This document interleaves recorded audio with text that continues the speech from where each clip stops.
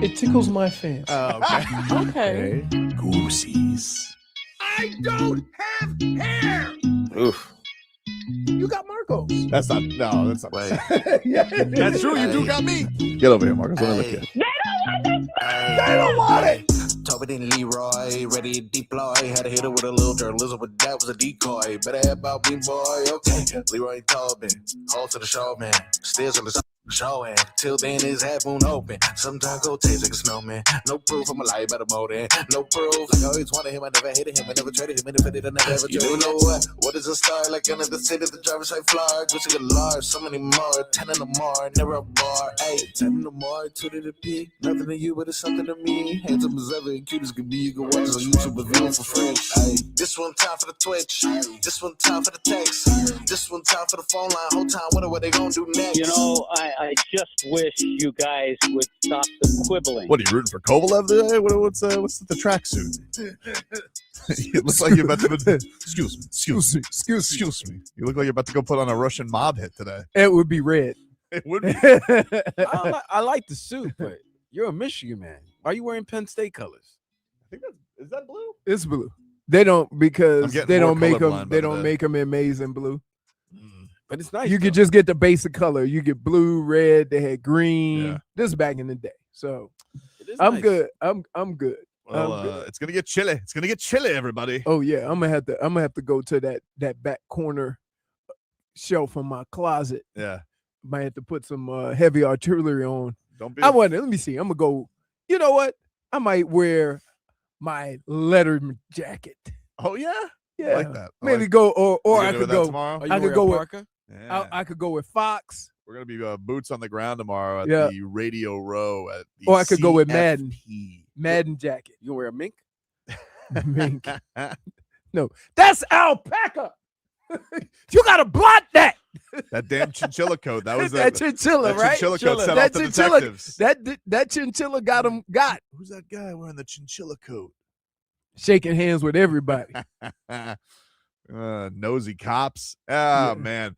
Hey, let's get to our headlines brought to you by Doral Hyundai. You always pay less with your Pricito at Doral Hyundai. Visit us at Doral Hyundai or DoralHyundai.com. Good morning, Vlad. Good morning to you. Good morning, everyone. It's good to have you here as we'll take you up until 2 o'clock. You guys know the deal at this point as we are counting down to the national championship. It is going to be Monday night, Miami Hurricanes against Indiana.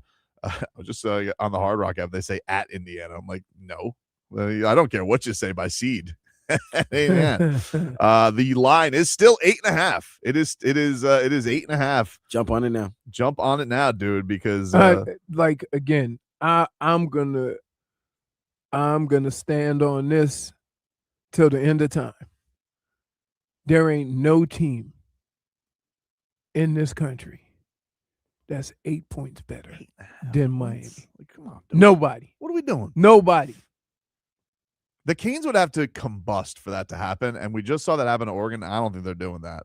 Maybe some penalties here and there. It's just here's what I think terrifies me. Just looking at the game. Indiana is so well coached, and they are all over the place. You never see a Hoosier by himself. So when they tackle, they swarm tackle. When they do anything, it's swarm. And they do have some good athletes on the D-line. So I'm curious to see, one, I've seen Miami play a solid football game when they played against Ohio State. Yeah. That was probably one of the best games as far as mistakes that I've seen all year. If that game is played, I think they just beat Indiana just sheer off of the talent disparity. I think they have more talent. But if it gets sloppy, it's kind of one of those things that you're not going to beat. Indiana is not going to beat themselves. They are, if I could think of a team that we got tired of, it would be, remember the old Patriots?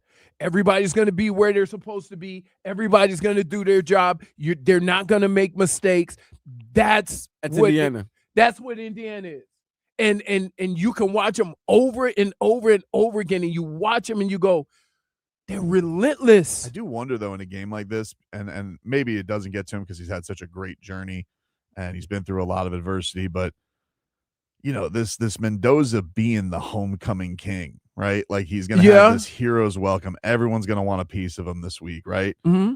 And I do wonder, they always say this with the Heisman, right? Like this is a little different because you don't have that break. Remember when you were the Heisman, you had to go on Letterman and you had to do all these things. And everyone is going to try and like get into that circle this week. And I do wonder, you get into a game like this, you got two just absolute monsters who are going to get after him. Both of them are looking for draft status, especially Mesdor, who, I mean, I don't know how the hell he's playing. Like, I don't know how he's playing. Is his arm bionic? What did they do at the antler spray? Like, antler spray. Shout out to Harbaugh. I remember that. You remember that? What a controversy that was. Yeah. Ray Lewis sprayed himself. Come on, Ray Lewis tore his bicep off the bone, and then all of a sudden he's back for the playoffs. Good to go. But I do wonder, like, is there a way that, like, in the early tone of this game, you get him and it's this Mendoza all of a sudden's like, ying! Squeaky cheeks, like in the early going, like, can they set the tone of that early? Because it doesn't seem like that. The dude has seemed unflappable. I know they beat him in Cal last year, but this isn't Cal's squad that he's going up against. So I'm curious about that element to it, like the idea of Heatherman just really dialing up whatever he's got to put it on him early, and seeing where that goes. Well, and again, it boils down to, I think Miami is more talented. And if they can get after him soon and quick, then it might just build confidence. One of the crazy things about it is he started off some games sloppy. Like the Penn State game, he was a little sloppy. There were some other games where they just started off kind of slow. The Ohio State game, he was very, very average until like the fourth quarter when he made a couple of big throws. So there's opportunity there. I don't know how much he's going to be flustered or frustrated, because when you've gone through those situations over and over again, you talk about the Penn State game, when you talk about the Ohio State game, it also builds confidence in a quarterback that he can just, no matter what the mistakes are, relax and rebound from it. So it's going to be a situation where you're going to have to stay after it. But yeah, it is baffling to me how we can look at this game based on how these teams have played and say Indiana is an 8.5-point favorite against Miami. I do agree with that. I feel like people are going to jump on that by the time we get to the game. Like, people, there's got to be people like are going to bet that. It just seems like in their building, Well, and let me say this. For years, I've heard about Miami fans and how rabid they are, and it's the U. Go look at the ticket sales. Crazy. No. There's going to be like 70% Indiana fans. Yeah, well, the pricing is different though. A lot of but here's the thing, Leroy. I'm going to tell you, like, there's a lot of Canes fans. I'm watching this on social media selling their tickets. No, a lot of them have been locked out. They haven't been allowed to buy tickets, and a lot of them were like, kind of, they had to like get on their renewals just for lottery chances of getting a crack at tickets. So, right. But to be fair, a lot of this is not a regular game. People have been locked out of this. No, so, but my question: 70%. Like, have you seen the difference in ticket sales? It's lopsided for Indiana. Well, how do you know who they're buying? Like, who's buying them? I just saw something. It would go in.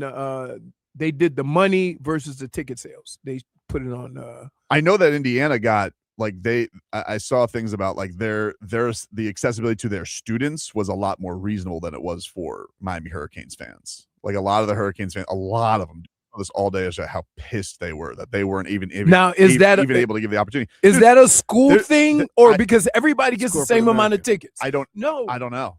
It's the it's probably the method of how it's the method. I don't know what the method is of. I'm sure the school has the ability to sell them how they want to. Right. So I don't But know. I don't know if team- they're just doing it in a more exclusive type of way. Like I've seen people have played for the Canes, like can't even get access to they're in lotteries to get tickets. Right. This is where you bring your side pieces to Miami for a national title game. Come on now. But look, they don't know that the weather's not going to be that warm. But I don't think that's a great indictment of I don't think that's it's reasonable to talk about Canes fans like that. I know each school gets the same amount of tickets. Yeah, and then the other ones are $3,000. Like it's crazy. And this is happening, by the way, this is not just a national championship thing. This happens in all the events down here because we have so many transplants down here. This is happening with UFC events. This is happening with the soccer event. This is happening with the Pinks. Mm-hmm. You know, there's just there is an exclusivity in this market because of how many people are here to be seen. That the actual Canes fan is being sprung out. Dude, the kid who dresses in the uniform every single game for his brother, the 12th man. Yeah. I saw that guy had to get like the NIL to even give him access to tickets, Right. to purchase tickets. You know, Right. like it's not easy. This is a hot commodity. It's going to be a celebrity who's who to be seen there as well. So I don't think that's a fair thing, man. I really don't. I get it. Everywhere though. I don't know if you've mentioned this, but like it happens also with like concerts in here and everything. Oh yeah, no, it does. It's been a big problem. It's a for huge years problem already. because people they want to come down here as not only they're coming down here. It's like you talk with the Dolphins games. Like it's look at the rest of the country. It's freezing everywhere. They want to come down here for an event and to be seen. So I just don't think that's I don't think that's going to be a fair reflection of that because of how these tickets have been distributed. Mm-hmm. But even if that is the case, like I think the Canes already went to Texas A&M and won. It's still their building. It's still their comfortability. Like, do you think it changes it that much? They're going to be in the other locker room. Yeah, Yeah, it's crazy. Like I don't think that's like, go ahead. You could make it 100%. I think Wait, you don't think they're using their locker room? no, they're not. It's already predetermined. They're the visitors, Right. so they use the visiting locker room. So why can't Indiana use the Dolphins locker room? It's predetermined. It has nothing to do with the University of Miami. It has to do with the national championship. I'm just saying there's like 4 locker rooms in that place. You know what I'm saying? Again. I get it. I'm just saying All there's right. 4 locker rooms. All right, never mind. I'm telling you, they're I the get visiting team. They use the visiting locker room. I don't know what to tell you. red corner, blue corner. That's it. All right. Other headlines: Miami Heat's back on the hardwood tonight against the Boston Celtics at 7:30. Davion Mitchell doubtful with a shoulder injury. He did not practice yesterday. Jaime Jaquez is questionable with a knee. Nikola Jovic and Tyler Hero are probable to play. Boston's a 2.5-point favorite. I believe Jaylen Brown is back tonight for them. The Florida Panthers, they will visit the White House today at 4 o'clock. Carter! We'll get into the Dolphins in a little bit as we got news on John Harbaugh, excuse me. He is going to take the Giants job. I've heard some pretty interesting stuff in that if you want one of these top-notch coaches, you don't have the setup that they're not coming here to be patient for a 2 or 3 year build. Right. And so you don't have certain things in place that would lead them to come down here and kind of take the ball running. There's a lot of rebuild and a lot of things that have to be done first before you can get in one of those guys. And so you may end up with, a new coach or, somebody like Mike McCarthy. Yeah.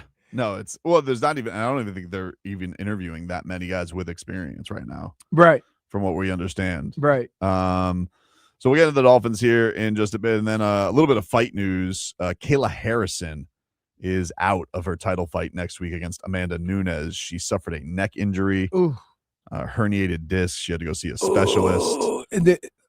Surgery. You don't always need surgery, she but does need surgery. Yeah, I think she does need surgery. that's tough. I think she does. Let me double check that on ESPN if she needs to get surgery. But but that's a big bummer. That was supposed to. A lot of people were pissed. They're like, "Why is her versus Amanda Nunes? Why is that the co-main event against Patty Pimblett and Gaethje when theirs is for an interim title? This is like the 2 lady goats going up against it." But now that fight's put off. I don't even know what's going to happen with Amanda. because I'd imagine that she just will wait till the summer to if it's possible. What's her name? Is it Pena? She does have to get surgery, by the way. think Juliana Pena. She tried to say, "Hey, if somebody, you need somebody to fill in the role." They do have a I guess, but I don't know. I think Amanda Nunes is like they're just gonna punt and wait. This is literally the fight she came out of retirement for. The Right. backstory. These two used to be in the same gym. So now all of a Amanda sudden you ain't left. gonna end up now she's gonna end up fighting 3 times before that fight could even happen again. No. Yeah, no. Amanda's one of the rare fighters. I don't think she's very much hurting for money. Right. So I would imagine she's just gonna wait if it's possible. I don't know how long it takes to recover from herniated disc surgery. First of all, if it's in her neck, Mhm. you go probably the first portion of it, you can't. It's your arms are just you got nothing. Yeah. Because it's the nerves and stuff like that. And Kayla's a grappler. Like that's her thing. Right. So yeah. I don't know. It's a huge bummer. Welcome to the UFC Paramount Plus. it's a long road back with just getting your strength. Is that a White House match? If it delays, No, was it going to be a part of the White House? no. It was going to be next week. It was going to be in Las Vegas. Oh, okay. No, it was going to be the first. It was going to be the first Paramount card. Okay. Which I just got my price increase on that. Not the zone though. I'm not too mad. It's still in a good reasonable place. I'm sure by next year it'll be like $45 per month for it. But at least they're going easy on us early. Going easy on us for that fight. Anyway, we'll take a break. Want to get into the Dolphins, the John Harbaugh thing. Stephen Ross speaking yesterday to Bloomberg about his succession plan. And we got some info on who's in charge around here. Back after this.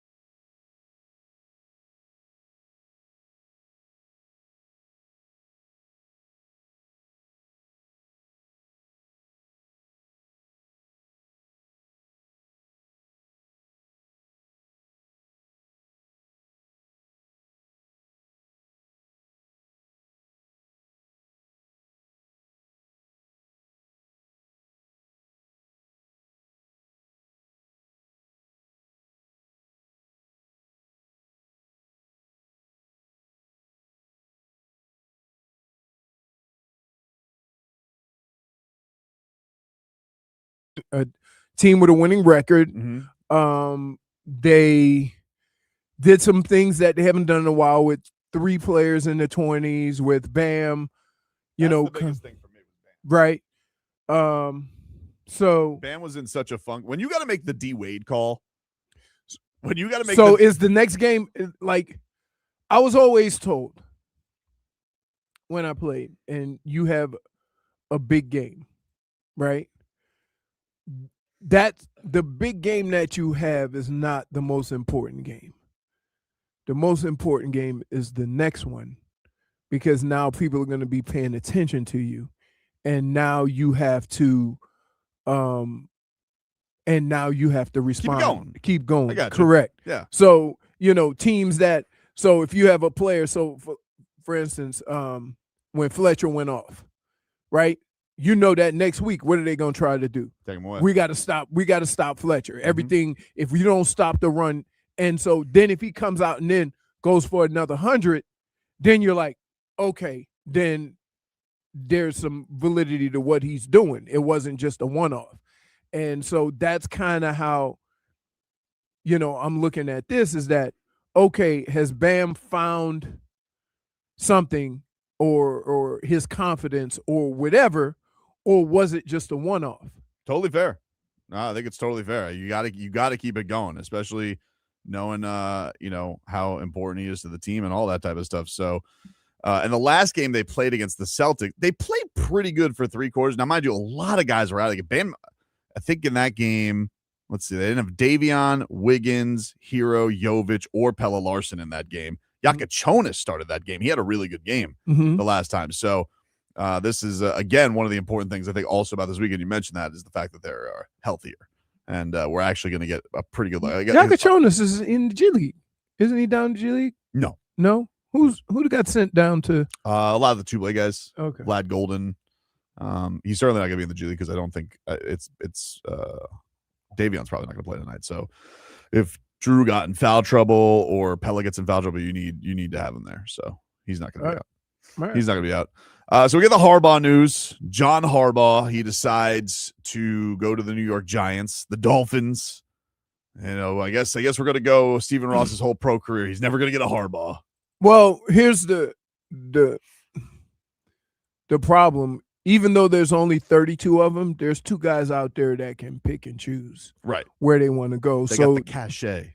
And I heard Omar say it perfectly. All these teams think they're interviewing John Harbaugh. John Harbaugh was interviewing them.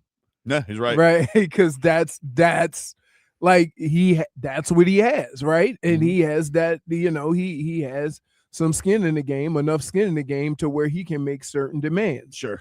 I think the first thing, when you look at the NFL right now, any coach that has that cachet, the first thing they're going to look at is what my quarterback situation is. That eliminates half the teams that need a except for maybe the Raiders, who have the number 1 pick. So if you were to look at, all right, so Giants are off, right? Yep. You got Ravens, Titans, Steelers, Raiders, Falcons, Dolphins, Browns, Cardinals. 8 jobs left. Are the Dolphins what? Browns are worse off because you still got another year of Deshaun, and you got 17 quarterbacks in the building. Is the Cardinals a better job than the Dolphins? Probably. The Cardinals is not a better job because you have very similar situation. You got a bunch of old guys. You got a quarterback who's tic-tac, and nobody really knows what his situation is. He's probably done. You got the Falcons job. Falcons, you have you have a quarterback. You have a lot of young talent. Got, if you like Achan, Bijan is a little bit thicker. You got, and there's some rumblings out there that Clint Kubiak, who did an interview with the Dolphins, it sounds like he's a Matt Ryan guy. Like he's gonna. And Matt Ryan's in the building. So all right, so we would say they're no better than. You would say the Raiders job is a better job because the Raiders. I would say the Raiders are a clown show. The Raiders are a clown show, but what that job does is that you can go into that job and pick the quarterback you want, which would be Mendoza. For sure. Right. What were you saying, Vlad? They have money. Yeah, I mean, well, I would hope so.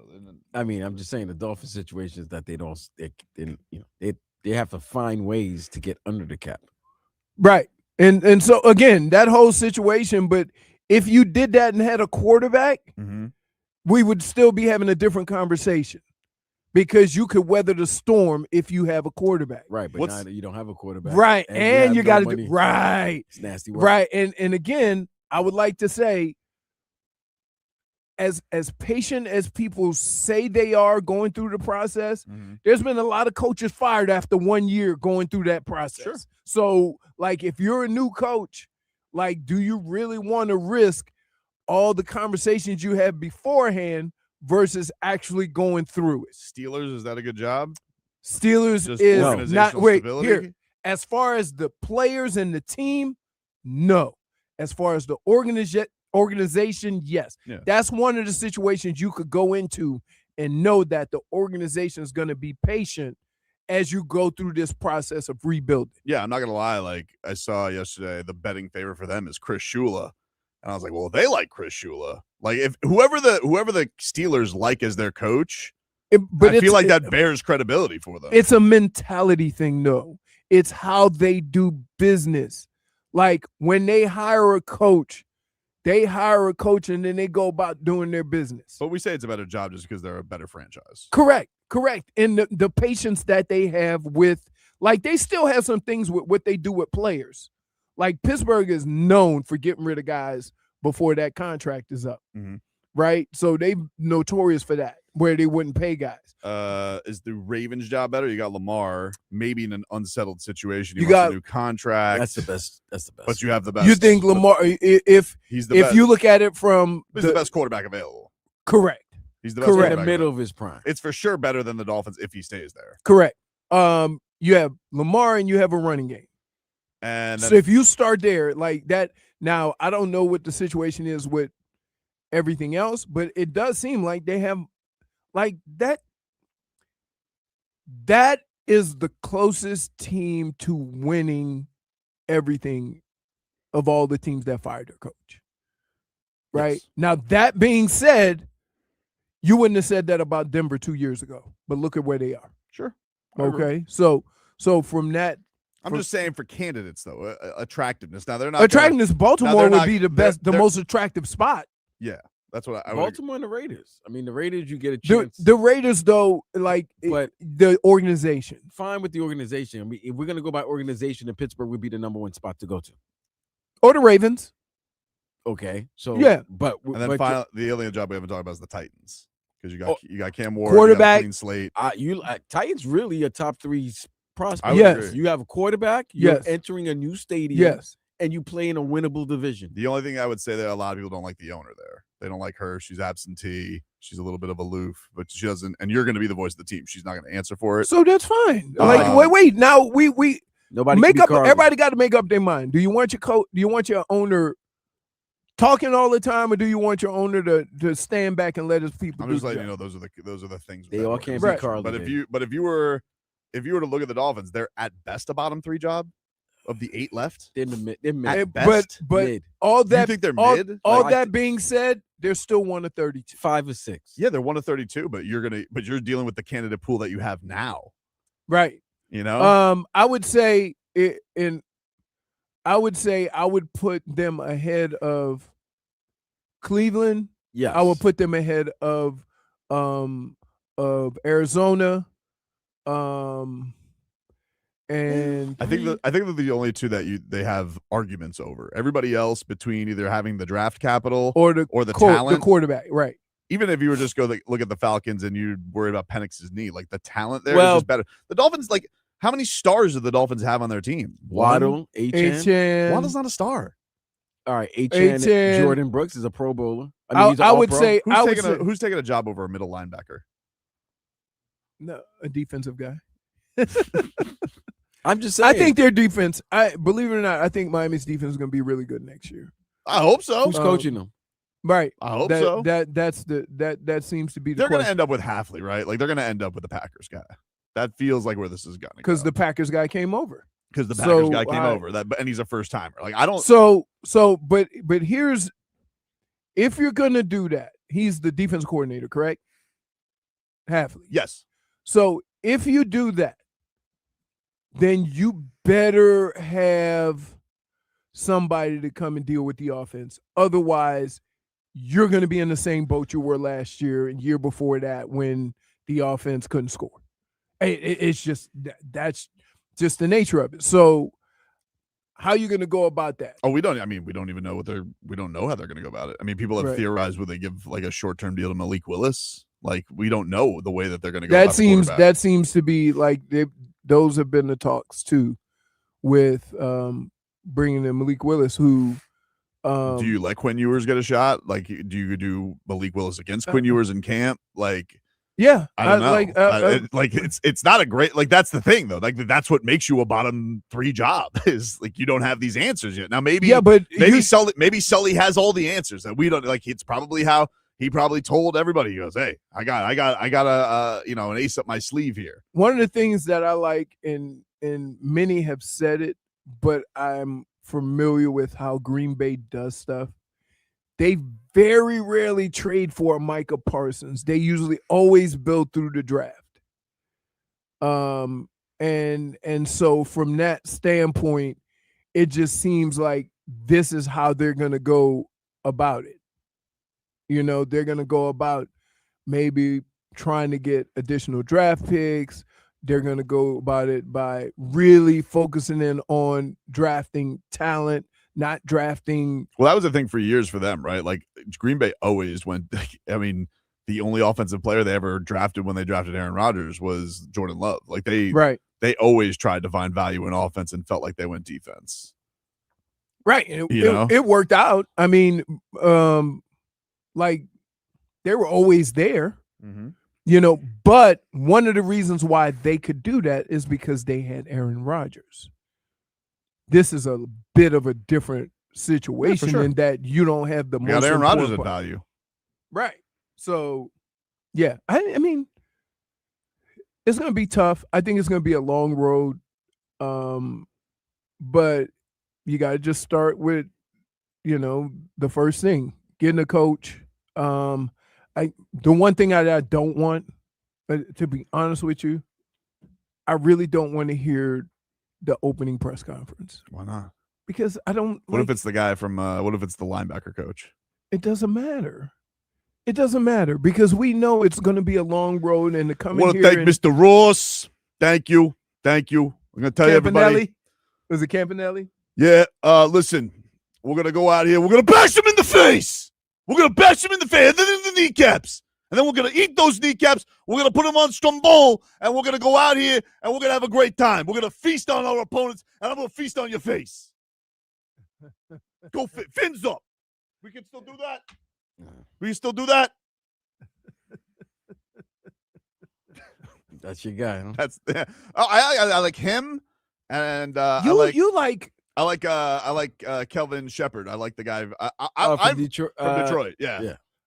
Channing told me on him too. Because I think he said he's Little Man Campbell. I'm like, I'm all for Little Man Campbell.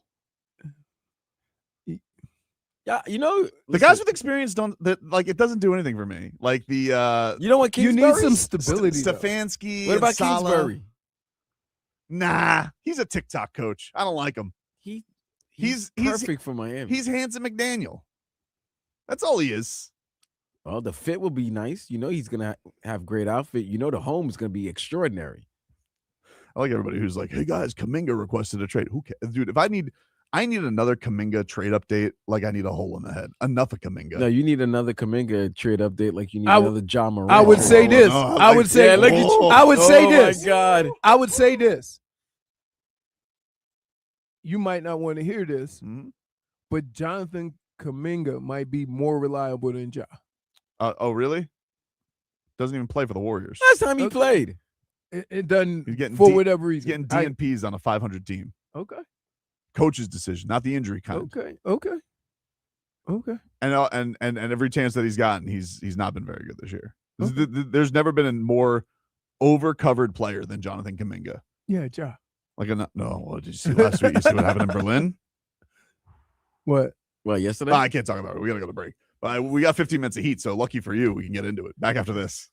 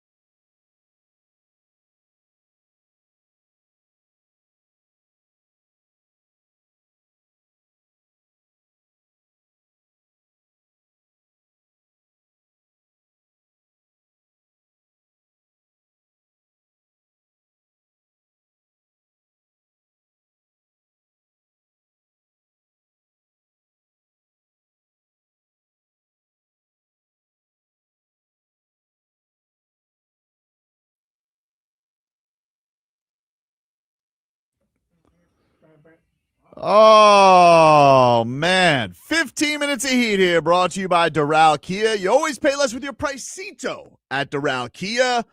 Visit us at Doral Kia or DoralKia.com. Miami Heat taking on the Celtics tonight. They can go to hell, even still. You know, I know they've gone through a lot of troubles this year. No Jason Tatum, even though it seems like he's going to come back. He's Achilles. I mean, it's basically like a stub in your toe these days. Too much? As a guy who's never been hurt, Not sure. I was -1 gonna say it. for Sash. Ooh, I had a calf tweak yesterday. Whew. Tweaked it, dude. Got me. That's the sound. Sounds like the cheeks instead. No, that's that might be like that if Pritchard goes off tonight. Heat in their house tonight. 7:30 is your tip. Solana, Tommy Tiger get you going at 5:45 with preheat. Getting you ready for all the action there tonight. Of course, if you guys have been following Ja Morant, he is in Berlin right now, not playing for the Grizzlies because he apparently has refused to play for the Grizzlies. Trying to fight somebody. Yesterday. According to reports, he did. He got into a kerfuffle, a tiff with one of his teammates, who was who then asked him to come to the back, and he goes, "We could do it right here." And then they did nothing except stare at each other and then mouth off. And then Ja was heard saying, "I don't bleed with y'all." And so people are wondering, Leroy, when the hell is this going to happen? Dude, It's not me. People. I understand all of that, but like The people. I don't understand why everybody's so excited about getting a guy, Mm-hmm. and when you figure out and he gets here and he does some of the same crap, then you act shocked. There was a report yesterday that intrigued me from Kelly Iko from Yahoo Sports. Do with this what you will, okay? I'm not saying that your sentiments are wrong. You know, contrary from what you do, I don't always feel the need to box you in, you know? Dude, you don't care about any of this stuff. You don't care. Ja Morant. Woo! Ja Morant. That's not true. I don't care He that cares he about this right here. This little reaction Tobin, of her. you've done 5 videos about John Morant I've done in the last 3 days. Well, it's been a lot of updates. That's what a newsman does, Vlad. Oh, you're a newsman? I'm a newsman. dude, right now, I want to tackle you Why? so bad because it's just Because- ridiculous. Can't wait for the day that you actually do it. But I'm a newsman. Like, if I have to update the news. To be honest with you, if it didn't happen, You're an anchor now? if it didn't happen in Vegas, Mhm. when you mysteriously It'll start never happen. or it didn't happen in Texas when we literally 2 grown men almost got in a fist fight in the tarmac over the time. If it didn't happen then, it's not going to happen. It was just ridiculous. So what are the updates, newsman? Glad you asked, Jennifer. Thank you. Yes, Anchorman so- Tobin. After this kerfuffle that occurred, which, by the way, if I could just take a side route for a second, Okay. Adam Silver is speaking today at 1:00, and I personally would, and he's speaking to the European media. I personally, maybe Christos is there. Christos, if you can hear this, I would like somebody to ask him on an update of when I'm getting my pick back. Give me back my pick, Adam Silver. I'm tired of the nonsense, dude. You're not, All right? You're not getting it back. I want it back. You're not. I want it back. We As a- deserve it. Well, wait a minute. We were cheated. Time out. Time out. Are you a newsman or are you a news fan? Because you're sounding like a news He's fan. a right news now. fan. News fan. Newsmen are about what's fair. No, and well, when things no, are covered up. no, they don't start newsmen- bitching and newsmen stomping on the reports the table. news. As a newsman, well, here's the news. The news is the NBA covered up a trade scandal. Also, their gambling partners wouldn't be looked upon as, this isn't on the up and up. Our players are manipulating games. Mhm. And they don't tell what goes on in a trade. So, you know what that means to me? It sounds like we're owed our pick. I say we as a community, you know, I'm not part of the Miami. As a or anything like newsman, that. there is As the no people. we. Well, I would say Will Manso's a newsman. He broadcasts He- for the Heat. He works for the Heat. He's a newsman. No. No, you tried so hard. You're looking to the side. You tried so hard. Vlad, Vlad, you can't so when I get mad before it starts. Don't get upset, Leroy. I Let know. him cook. do it. Just let him cook. Yeah, No, let but him here's the cook. problem. Here's the problem. When we have these conversations, when everything goes sideways a month from now, he's gonna deny it. No, we have audio. But we It know doesn't that- matter. It doesn't it's- matter, actually. For 10 years, I've been Leroy. having off the audio. Leroy. And he Leroy. goes, wait. Here he goes. No, you know what? I said I may want Ja. Leroy, yes, we did that last week, and we played the audio, and We then did that yesterday. and then look Let's what he's just doing move on as right we now. speak right now at 10:53 in the morning. Well, I just want to say, as a newsman, I was minding my own business yesterday, and Leroy got actually very mad at Jennifer yesterday, Vlad, really? What happened? because Jennifer texted us the story about broken by Dru Star, of course, who's Because I'm also a news Shout out to woman. Dru Star. Dru Star is also a newsman, and he found out that Ja Morant bought a house down here, $3.2 million home. Tootsies? No, I don't know. Maybe he'll be there regular now. I don't know. The But he booby trap? bought himself a Miami home. And so Leroy was mad at Jennifer because he claimed that she was going to activate Wild Heat Coyote, which as a newsman, I was. I just can reporting contain news, myself. You know. yeah, she Well, was as also a being a newsman, newsman. There is no Right. Wild Heat Coyote. Right. Well, No. I wasn't- Ira I Winterman wasn't- is not Wild Heat Coyote. you don't know about Ira. He can get wild.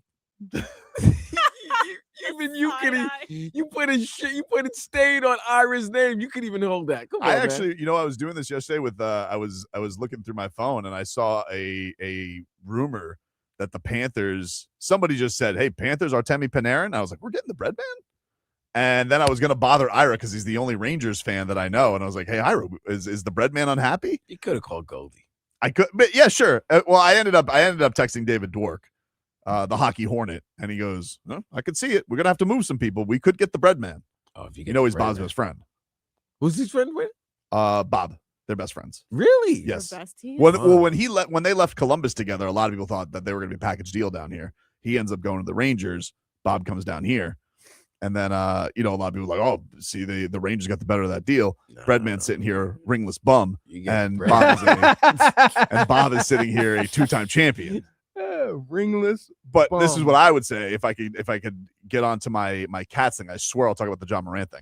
Yeah, next break. Look at you. Perhaps. Yeah. Look at you looking at the Swear, man, time, I swear I'm gonna talk hoping about it. like I'm not gonna do that bit. I'm not We're gonna. never let me gonna see if get I can into prolong it. this for another segment. I have to tell you something something nearly sold me on the Ja Morant thing that I heard yesterday, but also something very much terrified me. Let's be real. You've been sold. No, that's not true. That's not fair. I told you You've been yesterday that I wasn't sold.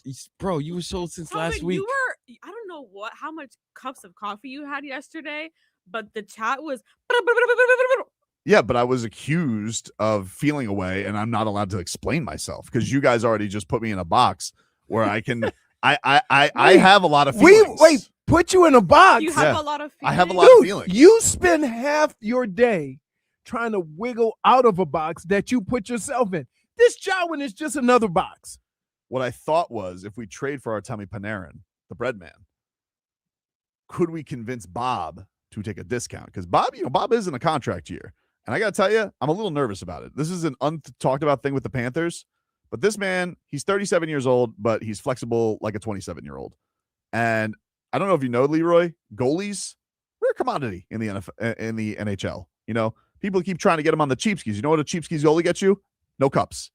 And so I'm a little worried that someone's going to back up the Brinks truck to Bob, and he's going to be swayed. You think somebody else is going to give him a boatload of money? It's going to have to be You a think boatload he's of gonna money. be swayed? I don't know. I I don't think know. where See he that is happening. now, where he is now, How old is he? 37. You think he's gonna want to leave South Florida? that's It's a good argument. like It's a good Leroy. argument. like Leroy, Don't, minus one. no, you know what? -1. I would rather at this point What? box you in on this Ja thing Hmm? instead of talking about Bob leaving No, Florida. the Ja Why thing does has he sound rats off a ship right now? No, the Just Ja for, like, thing a has- split second. discombobulated his brains right now. He's talking nonsense about now Bob wanting to leave. What 30-year-old Russian's gonna leave South Florida in this beautiful weather? A one who doesn't feel appreciated. Everybody else gets their long-term deals. Who and he doesn't get his feel long-term Who deals. doesn't feel appreciated? I would if he doesn't feel appreciated. He doesn't feel appreciated when Where some is this people call coming him from? 5 goal Bob. Where does it come from? Yeah. I can't say. I'm just it's like a Uh-huh. feeling. Just like Ja, huh? Uh-huh. It's a Just feeling. like Ja. Well, the Ja thing is different. The Ja thing is different. He's not ours. Does it somehow connect? No, it has nothing to do with Did anything. you go on Twitter? I was and just see looking who at was friends with things. who? This happened to my For You page. I saw Panarin Panthers, and I was like, By the way, Red I wonder what's free in your FYP. everything, There must be. everything. It's got to be. But look, EuroLeague basketball. His algorithm scares me. It does. all I was saying was, I'm just well, if you're gonna have to give Bob the discount deal, which all right, everybody's taking their discounts, but he's Bob. If Bill Zito could be like, all right, Bob, we want to pay you $7 a year. Okay. He's gonna be like, all right, dude, and we got you the bread, man. He goes, okay. Okay. You think you're going to really need that to keep Bob? It helps. Every little bit No. helps. Every little bit helps. Every little bit helps. So how does Bob help Ja come to Miami? But this is lunacy. No, It's no, gonna connect. no, That's what I'm because saying, this Vlad. is what the This chat. is This really has somehow This is nothing- what the going chat. to This is what the chat wants to know. Oh. This was 15 minutes of heat, Right. and this was supposed to be about Ja, and we started with Ja, and somehow he veered into Catville. You know what I mean? Yeah. And I didn't I understand understand. how we veered into Catville Look at his face. when too. we're talking I about the We're heat. about to Listen. hear some lunacy. Right. I'm on you tonight. Okay. I gotta take a break though. We gotta Your take face a right break. now. I swear to I'm God, I'll talk leaving about this the. room But I swear to God, immediately. I'll talk about the Ja thing next because really something did sway me on it yesterday. But I gotta Something take a break. swayed you to where? I can't say. I mean, that's what the tease is for. You've been teasing for a long time. My God.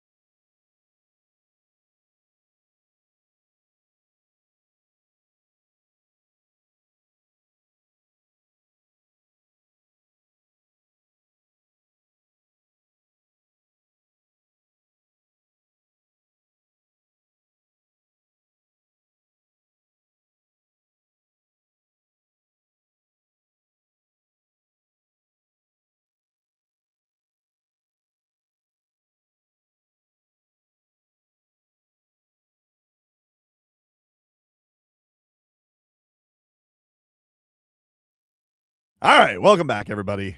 Now I'm hot, baby. What? I'm hot. What happened now? Some guy from Indiana just accosted Leroy. Who? And he is In the just building? furious at the Hoosiers. In I'm the not- building? I'm not mad. Listen, you know what? Indiana has been the best team in the country this year. For now. Okay, but no, I said to Sorry, this point. sorry. You did say That's that. not. That's That's right. not. But listen, it's still Indiana, Right. and Respectfully. you can have respectfully. I give you all the credit in the world. There's nobody who's praised Indiana more than me with Bless you. how you've done things, how you've gone about your business, and how you play football all year. However, don't be walking up to me with your chest out like you've been doing it for 30 years. Seriously. Right? Agreed. Like, you 100%. know what? At 12 o'clock on Monday night, you're going to turn back into a pumpkin and you're going to go back to the Midwest. Man, it sucks. Do you see what's happening here? What's happening? Deflection. He's deflection. Let's go. Yes. What do I do? What do you mean? Let's go. What do you mean? I'm Wait, ready. I'm laughing at you. Minus one for deflection. No, I'm Where like is it? -1 by you too, Leroy, for allowing You him. fell No, so easily into You it. felt Minus so one. easily So into wait, it, bro. You got me.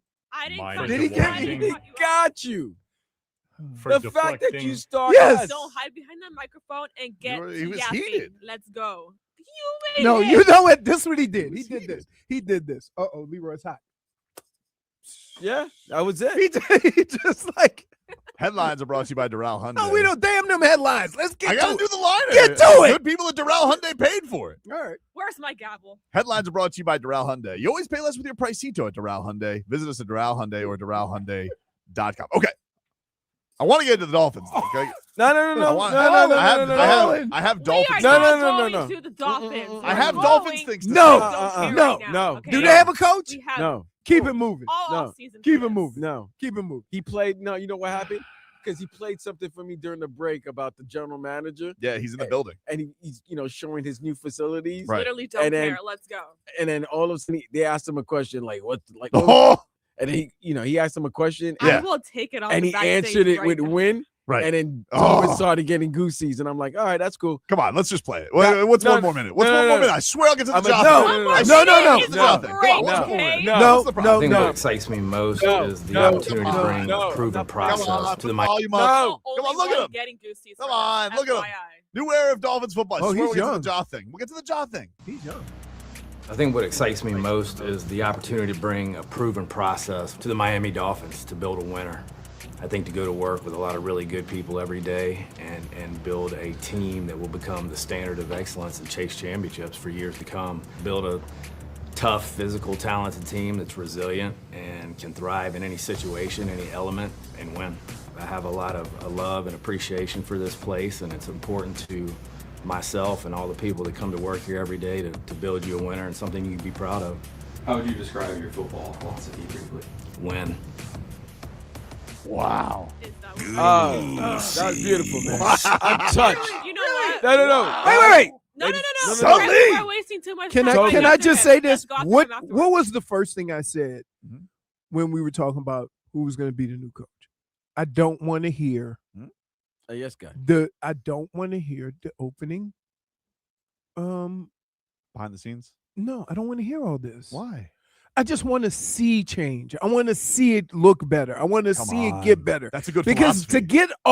to get all warm and fuzzy That's beautiful. about within 6 months, you know what we're gonna be saying? Yeah. We've been patient for 25 years. Leroy. What? Leroy. That sounds all great, Right. and that's beautiful. Right. We'll get to it at another time. Yes. So After the why? break, let's So go. why are you all different about Ja Morant now, Mr. Tobin? So yesterday I read this report. Oh my. From who? Kelly Iko from Yahoo Sports. It was a very good I, piece. can I just tell you? No, Leroy. you No, spent too Leroy, much stop. time. You're All right. interrupting. I'm No. interrupting. It was a very good I piece because it was apologize. from the Ja Morant camp perspective. He was talking to Ja's people, right? Mhm. Kelly, dude. Kelly, dude, yeah. Oh. Kelly leak. Don't worry about that. Go ahead. Okay, What did keep Kelly going, tell keep you? going, keep going. So Yeah. he wrote. This is interesting. You know, there's a lot of You don't have to tell us it's interesting. We decide whether it's interesting or not. Just read it. We know it's interesting. For Yes. You. Next. Read. You need some help with a word or something? Leroy! He's not letting me read it. He's being very rude. Leroy, I'm gonna shut that. Nobody's microphone being up, rude. Okay. Read, Let's unless go. you have a problem saying certain words. Yeah, I told him if he need help. We're taking too much time. He says there are varying levels of interest with Morant. Minnesota, Sacramento, Milwaukee, to name a few. But Miami has quickly emerged as an attractive option to Morant and his camp in recent days, sources said. Morant also has a deep respect for Heat head coach Erik Spoelstra, who also runs Team USA. Morant desires to represent his country in the 2028 Summer Olympics in Los Angeles, and Miami's veteran presence is an additional selling point and something Morant craves. Okay. Say this yesterday. Now, let me break that down for you. Okay. You're gonna say all nice things when you want to get out of the hellhole you're in. Mhm. The other thing is that you're never gonna say anything negative about Erik Spoelstra when you're actually trying to make that Olympic team. Mhm. But here's the problem. We have accused players, agents of throwing stuff out there to kind of start the interest. Right? Sure. So until the Heat say something, Mhm. I ain't buying it. That's fine. You don't. I actually would agree with you. I think that a lot of this stuff has been drummed up by Memphis and Jaws people. Okay. In fact, the great Anthony Chang yesterday reported in his column about this that the sources characterize the Heat's link to Morant as premature. Now, this could be a leverage thing. No, it's a leverage thing. Could be a It's leverage it's absolutely. Could be a leverage thing. But he says I that would say there this. have been preliminary discussions between the Heat and Grizzlies. But the reason I think the Spo thing's interesting, let's not forget, okay, and this is a big thing. Can I one more reason why this is a little the guy that Ja hated and the offense that he hated Name is him. now here. What's his name? It doesn't What's matter. his name? The guy from Memphis who wanted to do the running gun I'll go thing. buy Stop you- I'll go buy- deflecting. I'll go buy you jerk wings right now if you can name what he is and what his role is. He's the offensive guru. He's the Mike McDaniel of the Heat. His name's Noah LaRoche. He's not even officially on the staff. He is a consultant. So if Ja get here, is he going to consult by the chicken wings? He's going to go consult Crazy Andy for what are we selling for Vice Gear this week. He's going to consult his ass to another job. Which, by the way, I don't know if you guys have noticed, they've kind of gone away from the gimmicks. Like they're going pick and rolls. Tyler Hero was mocking the idea. He goes, pick and rolls are a good thing. He goes, I don't know why why does this get a bad rap? And everybody in the league uses it. The Heat were trying to do something cool. They played too fast. They burned themselves out. But you want to know something? Here's the beauty of it. Maybe when they get to a point in the season, they can unleash it. That could be their bench unit offense with Jaime and Nico, and then they got their starter unit. But here's the thing. Let's not forget with Ja Morant, okay? This was a guy who was going to be the face of USA basketball, right? Like he was going to be the guy. He's got a signature shoe with Nike. He was one of the superstars of the league. You can't refurbish your image if you're on the Kings. You just can't. They're the Kings. That's Sabonis land. Why are we talking about the Kings? What? Because everybody's sitting here. Like, if you really want to get back to But wait, where did the Kings come from? We were not talking about the Kings until just what I'm telling you is Jaws Camp wants to get here because it is a glamour location, but also you want to be impressed upon of, hey, we're going to get you back into the good graces of the league. We're going to get you back to being one of the faces of Team USA. And who do you do with that? Oh, with the coach of Team USA, a guy who's an actual great coach, not some bozo from Finland who you don't have any respect for. Respectfully, Tom Ayasalo. I have no idea if you're a good man or not. I'm sure you are. You know, you just have a beef with Ja Morant. So I think the thing that sold me is the biggest problem with Ja Morant it's Ja Morant. is Ja Morant's red flags and his baggage. But you are going to be on your P's and Q's to get things on point for not only playing for your coach of the team, but coach of this big platform. Because look, Team USA is going into place, Leroy. It's not all the old guys. They're going to be too old by 2028. This whole gold medal was won by Steph, KD, and LeBron. Yeah, it's gonna be Be 100 years old. It's gonna be Ant-Man's team. It could be Ant-Man's Can- team, It's Can- going but to be he was Ant-Man's Ant-Man team. before Ant-Man. Can He I, was. Can I And he just learned under the can I- old guys. Can I say this? Like, one of the things that we go at it and why I get so mad at you is you make a bunch of assumptions Right. to get to your point. Okay. And the assumption is that Ja is all of a sudden going to get some get right. And as long as you've been watching sports, guys who have had issues like this, when has it mysteriously gotten better? Forget sports. As long as you've been watching Ja, Mm-hmm. when Ja got suspended, right? He did. Mm-hmm. Yep. Did he get right after that? The He did fact get- that you got to think that long means no. Well, he did get suspended again because then he did. Yes! And you still think he's going to fix it? It might. It might. If you have respect for Spo. You're not in this environment where everybody's a yes You know man what? to you. There's people that love their wife, they still cheat. That's true. Facts. Cheaters cheat. Okay. You're right. You're right. Yes! And shooters shoot. So, oh my God, you're hopeless. Leroy. I'm not hopeless. Why you? Well, I don't see. This is the thing I don't like about you. You always say, "Well, you hear me out," because you. By the way, you asked for my opinion on it, and then you just gave yours. You always do this thing when we have these discussions, and you say you make a lot of assumptions. Which, if I knew certainties, then I would know the exact way to go about it. You have to make assumptions. That's what the whole point of it is. No. Here's what you do in these situations.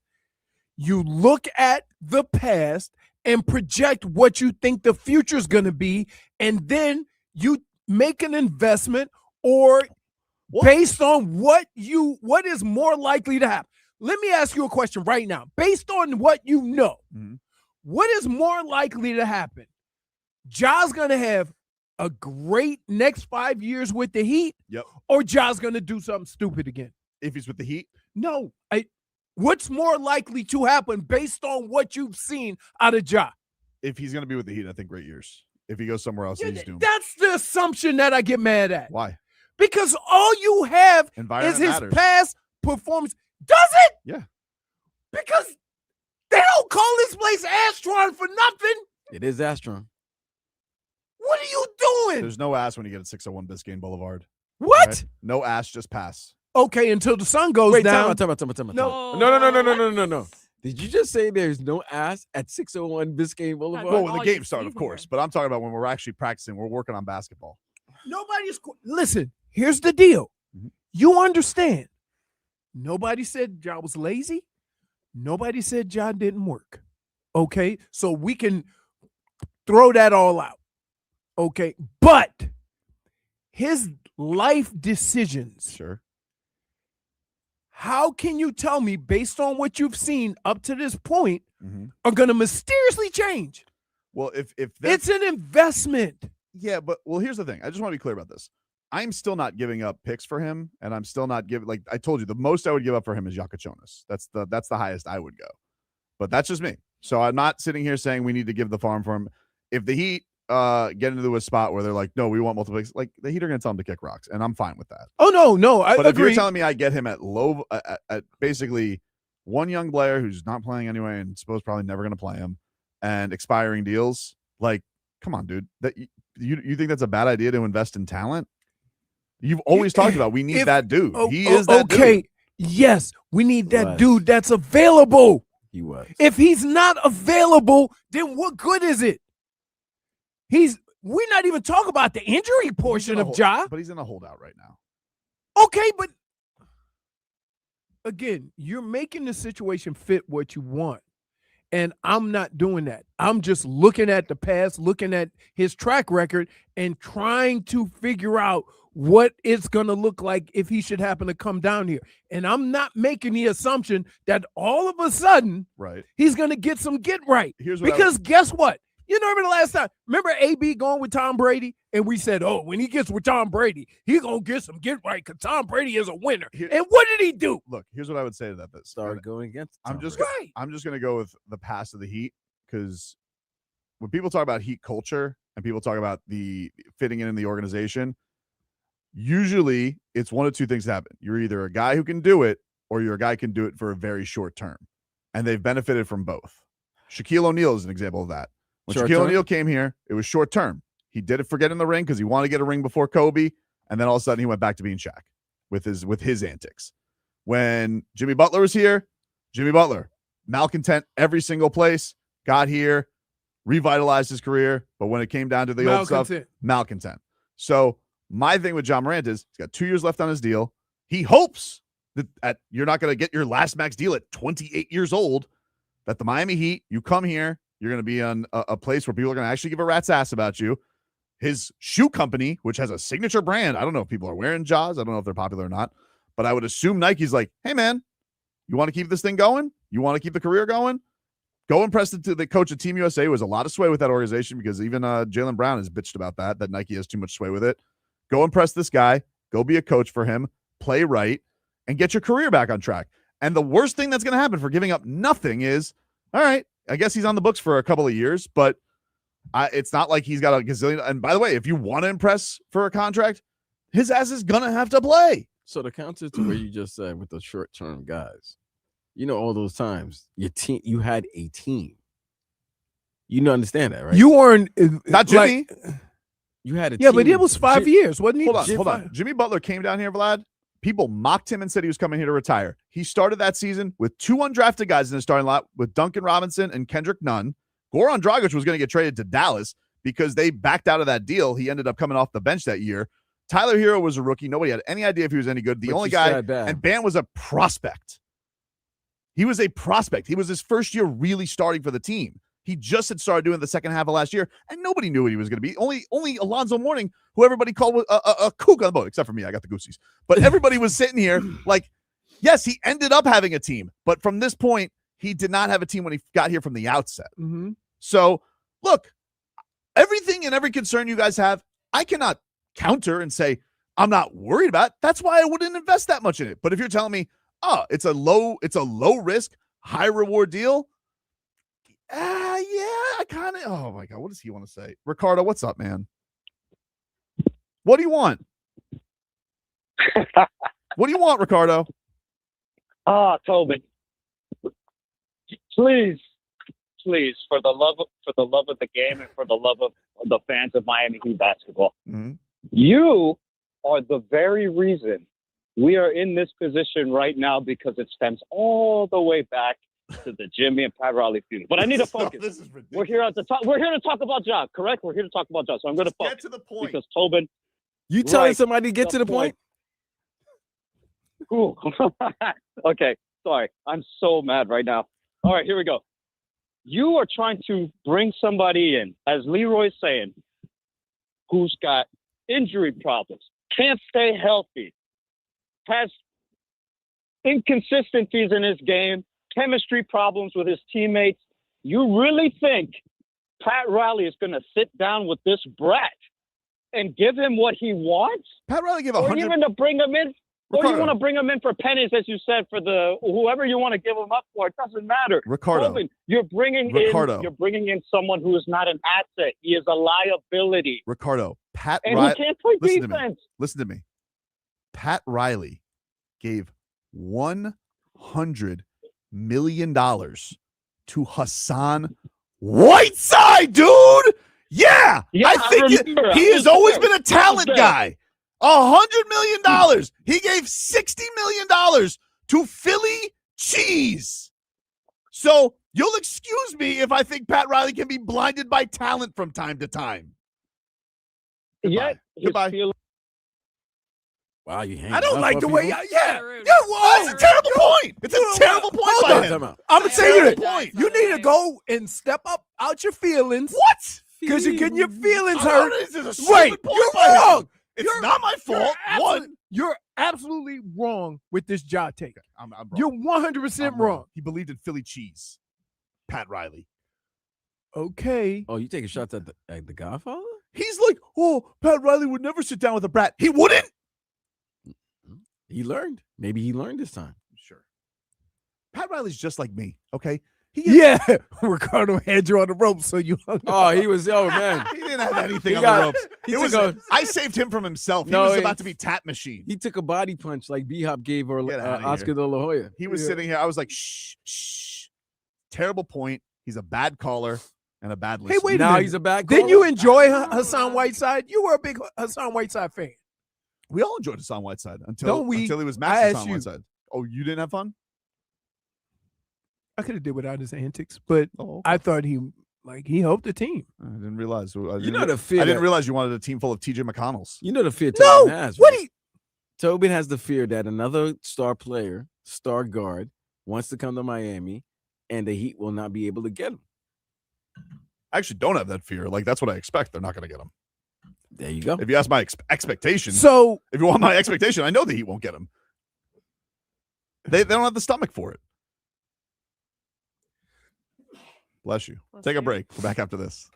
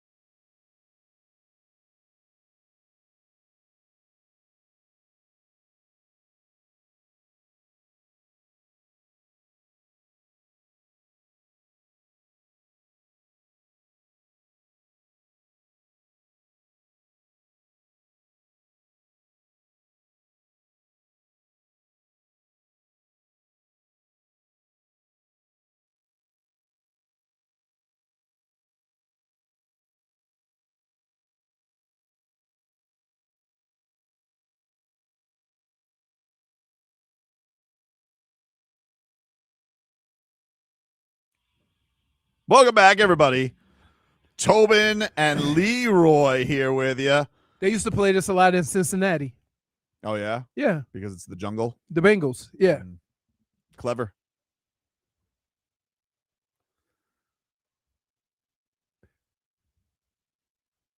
So the Heat's back in action tonight. The Dolphins are in the midst of interviews. Yep. Barry Jackson says, I can confirm that Robert Saleh and Jesse Minter are going to be doing virtual interviews for the Dolphins job today. Neither yet permitted to interview in person per league rules. And they will have Kubiak, Stefanski, and Hafley as Finn's interviews to date. So those are the guys who have done it. I think Stefanski's the only guy who could do it in person. Oh, Hafley has to be virtual too because he's still under, even if he's eliminated. Yep. So that's where they're at right now. A lot of them. I mean, I think they're up to like 11 names, although Harbaugh's off now. I mean, okay. Look. Every team can make a list. Yeah. Not everybody wants to be on your list. Yeah. Like let's not be. McDaniel seems like he's on a tour every day. I'm like, yeah, this McDaniel. He's Are you a little bit shocked? I am a little bit shocked at the interest in Mike McDaniel. For any other reason, the way he got sent out of here was like almost like he is not capable of doing that job. Yeah, I don't think it's that he's not capable. I think they just wanted a clean start, and I honestly I understand. I think people were a little upset, his comedian friend included, and people thought that it was the Dan Soder? Yeah, we played that clip yesterday. He was ripping the Dolphins like crazy. But look, they didn't have. Here's what I would say. Yeah, okay, he had to do a press conference, and maybe people like read into his comments about having a piece of the process for the GM search. Okay, and then what? Like he did a couple meetings with players. Like they let him go 2 days later, and he's been on the circuit to go get whatever job that's out there for him. I mean, the Dolphins didn't do that badly by. No, I'm not saying the Dolphins did bad by him. Mm-hmm. What I'm saying is that for the way a lot of us talked about Mike McDaniel, the fact that he has that much interest, is that a little surprising? I don't think it's that surprising. One, because there's not a lot of guys in this circuit that have experience. You know what? Now that I think about it, the same thing that happened with New England and Atlanta happened here every week. The second half of football games, right? You were bad at that? Huh? You guys were bad at that? Who? No. I'm talking about when he was in Atlanta with wasn't he in Atlanta with with Shanahan? With Shanahan. Dan Quinn. Yeah. Mm-hmm. Same like. So you saying he's not a second half adjuster? I don't know. Vlad, I've had questions about this for a couple of years. This is not new. But when you see how these teams have struggled in the second half and the adjustments that were made and stuff like that, I just wonder, what am I missing that has the interest this high, where a guy that you have these questions about is on a tour with a whole bunch of interviews for head coach and offensive coordinator? He'll for sure get an offensive Let's shoot him some at the very least. Huh? If you shoot him some bail, here's what you do. He led the team to playoffs his first 2 years. Correct. You could say that maybe if his quarterback didn't get bent out of shape, bent out the frame and everything like that, you know, concussions, injuries, whatnot, maybe some craziness, maybe they understand. One thing we know, everybody in the league knows whatever's going on in other organizations. They just keep it on the L. But maybe they're looking at Mike McDaniel, don't think it was fully his fault of the Dolphins' struggles. So maybe that's why another team might say, hey, we put him in a new situation with a new quarterback, a new young quarterback. He's from that Shanahan tree. Give him a second shot. I mean, it's the exact thing that the Dolphins would be talking themselves into with Saleh. Well, but if that's the case, and Vlad, I understand what you're saying. Like you look at the whole situation and why it ended up the way it ended up.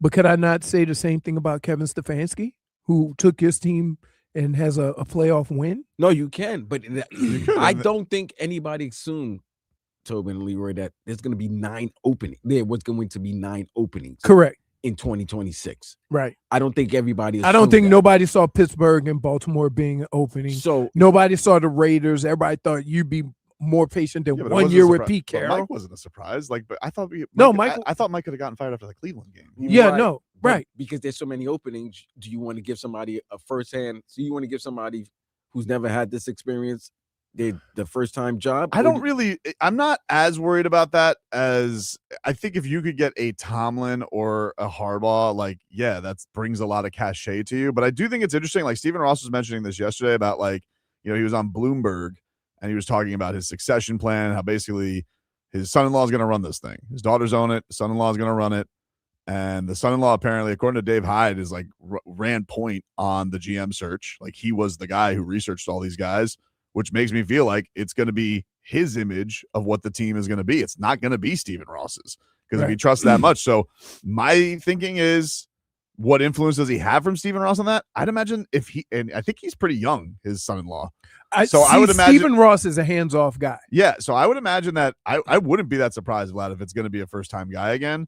And look, some first-time guys have done good. Like, there's in this playoff run, Mike McDaniel did good as a first-timer right out of the gate. He just had his flaws exposed. There are things when you get to know guys more and things trip up.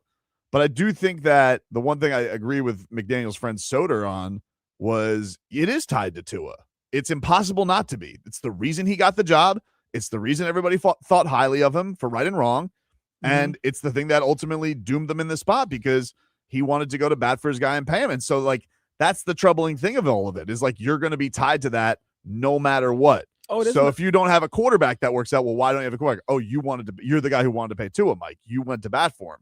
That's never going to leave him if he's the head coach here. Yeah, but his tentacles are also in the fact that he never developed a backup quarterback or any of those quarterbacks as well. You rather stick with the Skylar Thompsons of the world or the Mike Whites, than developing other quarterbacks. I think the thing, Vlad, I would say this: the thing with a backup quarterback is you are making all these assessments of them while not playing quarterback. It's all through practice and work and stuff like that.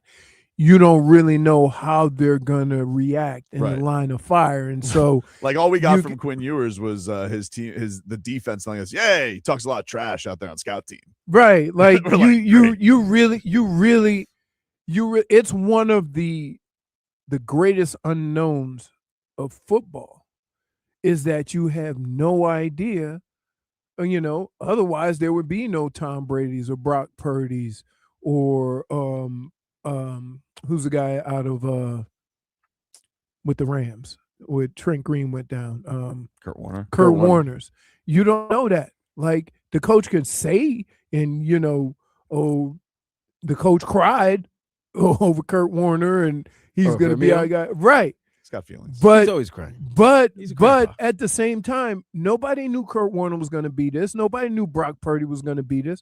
Nobody knew Tom Brady was. It just kind of, you threw him in there, you hope for the best, and nobody knew. And I think that happens a lot at backup quarterback, unless you had a guy who was a starter. So I'm more shocked. If there's anything you could say to me about the backup quarterbacks, I would say this. The Zach Wilson thing, that is the thing that if you have a problem with backup quarterbacks, that's what I would have a problem with. The fact that you brought him in. $6 million for that guy. Right. So what a gig. Right. So that's what I would have a problem with. But to say, oh, we knew this guy was going to be good, and until he get his feet on the fire, you don't know. You really don't. Tony Robbins. Doesn't he walk across the coal? You really trying hard. -1. You lucky. We'll take a break. Back up to this.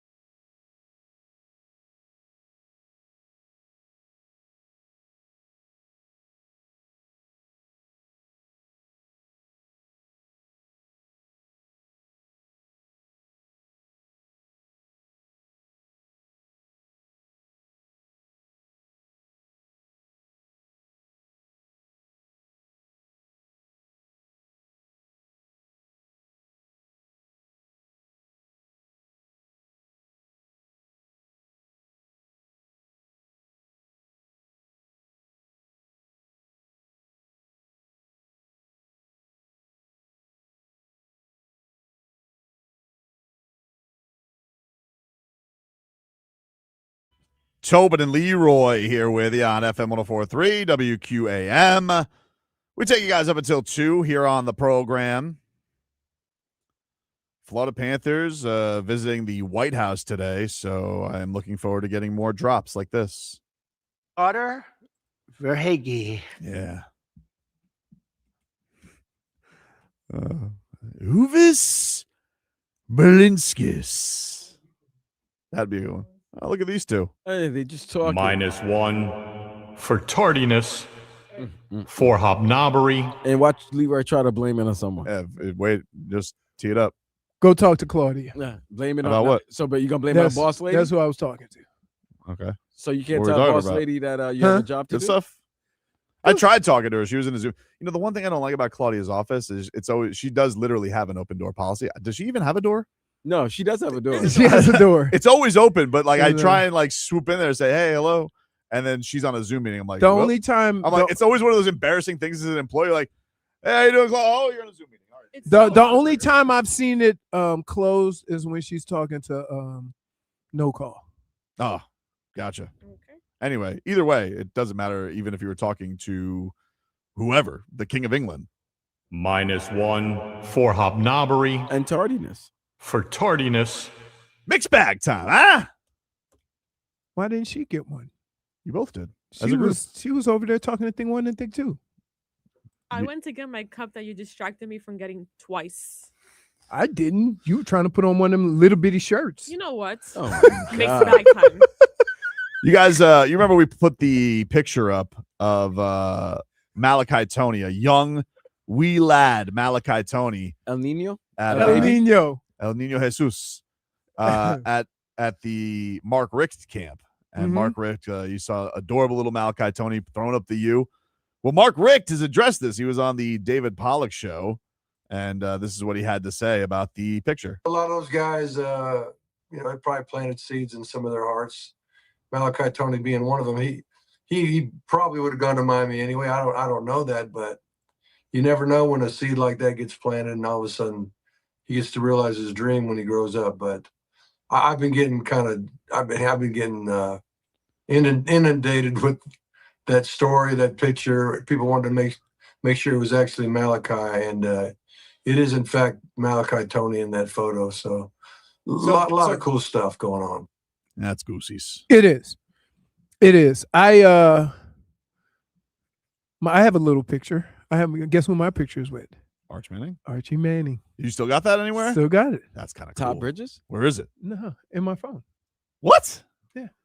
Oh, I'll get it. Give me that picture. I want to see you with Arch. Yep. See you with Archie. Archie. And they all got the Manning look. The head. The Miami Marlins, they made some moves. Peter Bendix. Oh. He addressed the media on why they traded Ryan Weathers. We got a package of players that we thought was too good to pass up. That's really what it comes down to. And I said this last time, it remains true. You've got to give something to get something, and feel really good about the pitchers that we still have in the organization, still feel really good about our depth, still feel really good about our 2026 rotation and beyond. And we were able to add a tremendous amount of talent to the organization. Yeah, I was just listening to this during the break. This guy loves Dylan Lewis. Oh, my God. I was like, this guy really wanted Dylan Lewis. He was probably upset that that the Yankees backed out of the Cabrera trade, because that's apparently who they wanted when they traded Cabrera. Yeah, now they got them both. Baseball is the weirdest sport in that, like, sometimes the guys that you trade for, you don't hear about for a couple of years. Mm-hmm. Hopefully it works out, but who knows? Who knows, dude? Stephen Ross, he was speaking to Bloomberg yesterday, and he was asked about all the things that he did, but there's one thing that's missing. Part of the obligation, it's like a utility, and it's so important to the lifeblood of the cities. So and it's worked out very well, for us, but it's been great for South Florida, and making it that much more of an exciting place to live, and really attract tourists as well. Mm-hmm. When you look at your offerings, is there anything that's missing at the moment from sort of a sports or entertainment perspective? What's missing? Yeah. Winning. Winning, okay. Is that all? That would take care of a lot of things. It would take care of a lot of things. Right. It would take care of a lot of things. He goes, yeah, I've built a racetrack there. Which is pretty cool, isn't it? There's a racetrack. There's tennis. There's everything. What are you missing? Winning. I mean, he knows. He's like, I'm so alone. The fact of the matter is he's quite aware of the situation. I don't think it's for lack of trying. I think Garfinkel comes in and goes, all right, listen, Mr. Ross. He goes, what do you want, Garfinkel? The medieval games need a place to do their event. He goes, what do you say? Some jousting? What haven't we done, Garfinkel? We haven't won. Anyway, take a break. More to come here on the show. Back after this.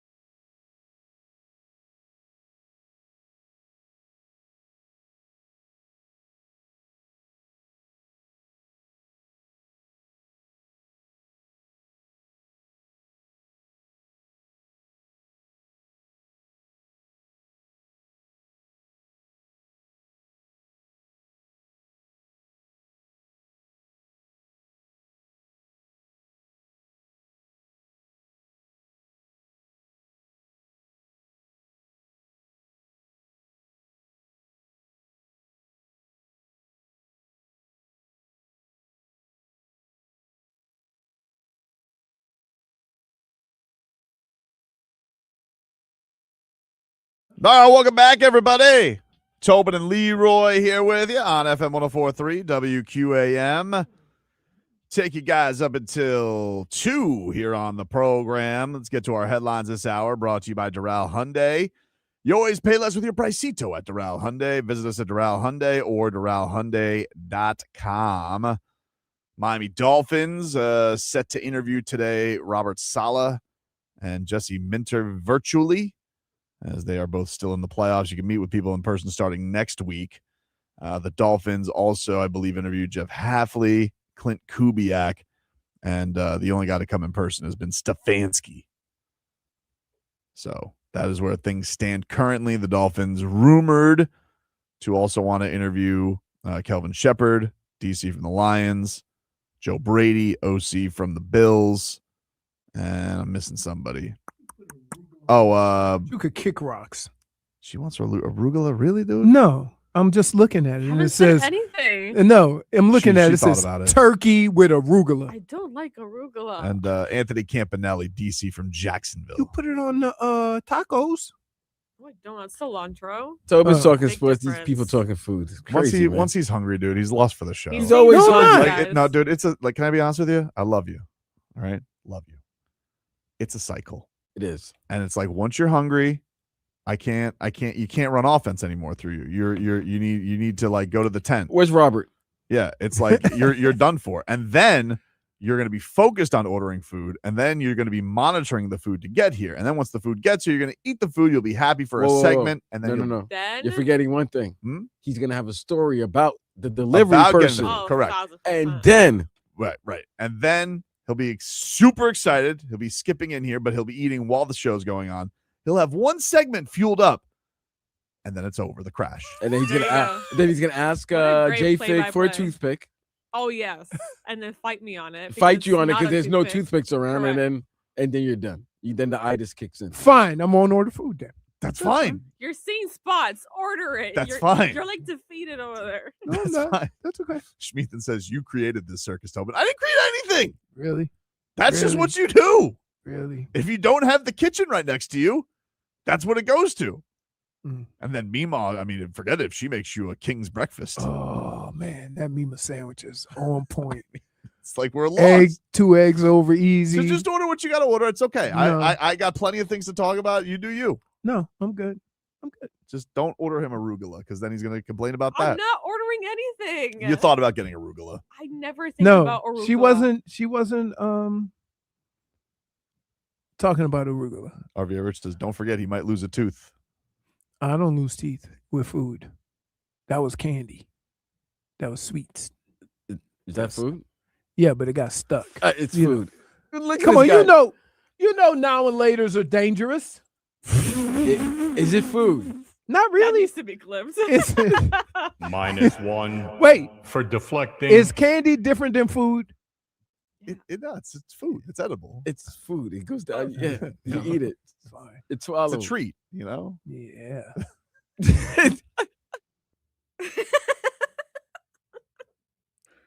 Leroy, order your food. All right. No, I'm not. You need Go help. ahead. No, you need can help. order your No, food. It's no, okay. I'm It's You not. okay. need fuel. I'm not. Listen, you know? I'm not.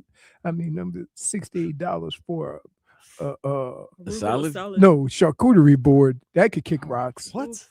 Yeah, Terrible, dude. double portions of 5 meat or cheese options. It's January 15th, so that means Tyreek Hill needs attention.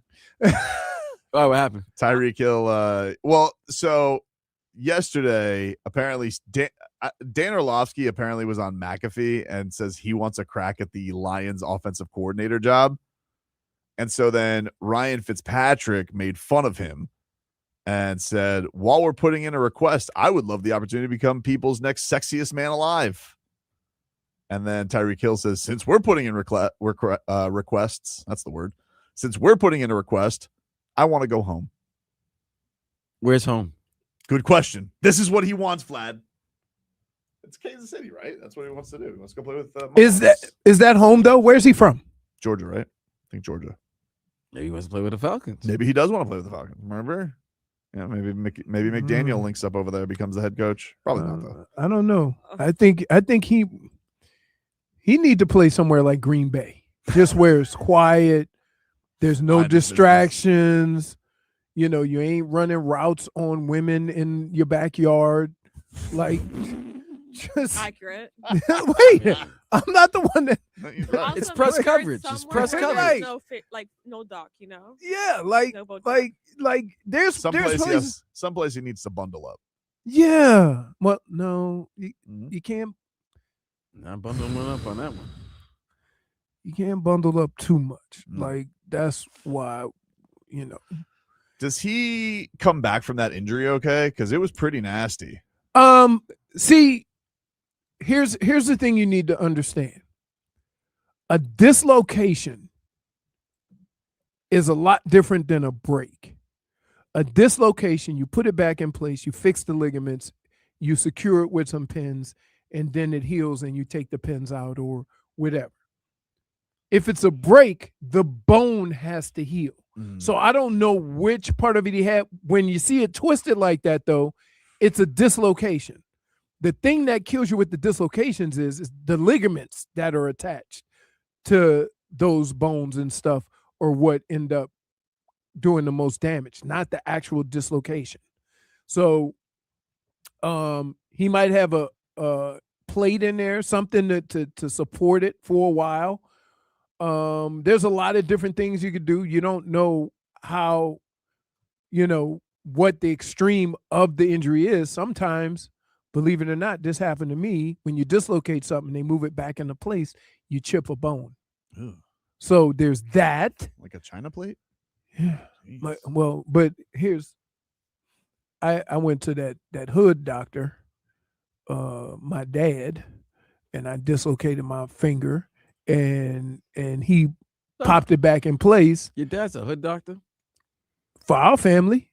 He, like, you know. So he was your family doctor? Yeah, pretty much. So don't want to call him a hood doctor. That's your okay. family Okay, doctor. let me explain my story, and then you'll understand. I don't care if he had the proper aesthetics. So anyway, so I dislocated my finger.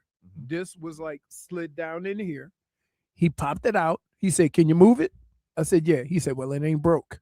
I'm like, that doesn't even sound like that makes sense. Did you tell him that, or did you just think that? No, I said, wait a minute. My whole hand is black and blue. That doesn't sound. What age were you? Put some 12 or 13. So I waited. He said, just ice it up. Just put tussin. So I'm icing it for 3 days. Now my fingers look like a foot because it's so swollen.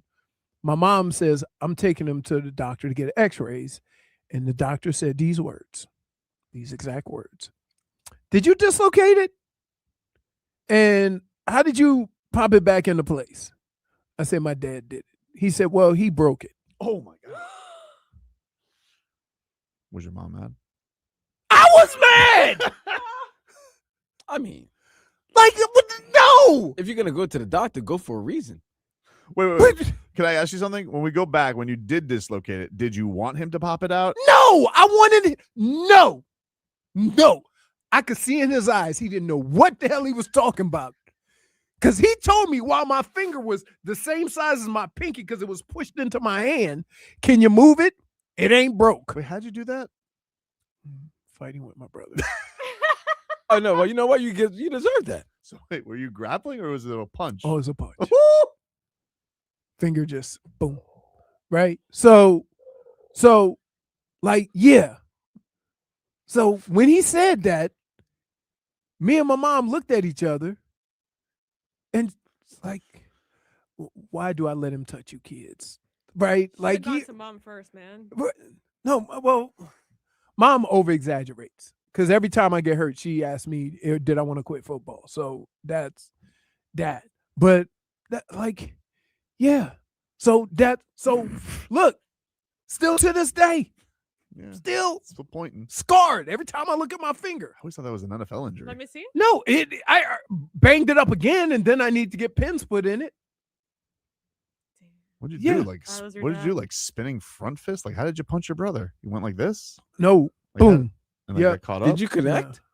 Yeah. Obviously, like probably like right on the. What did you get him? Like right on the top of the dome here? On the side. Ugh. Did you go down? He should no. My brother, He's look, gigantic. you know what he did? So why did you do that?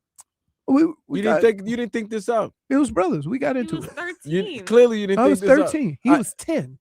Wait, you punched on your younger brother and broke your hand? Tried to knock him out. And he knocked your hand out? Yeah. Look, it Little was brother nothing. rules. It was nothing. Look, there's people to this day that are terrified of my brother.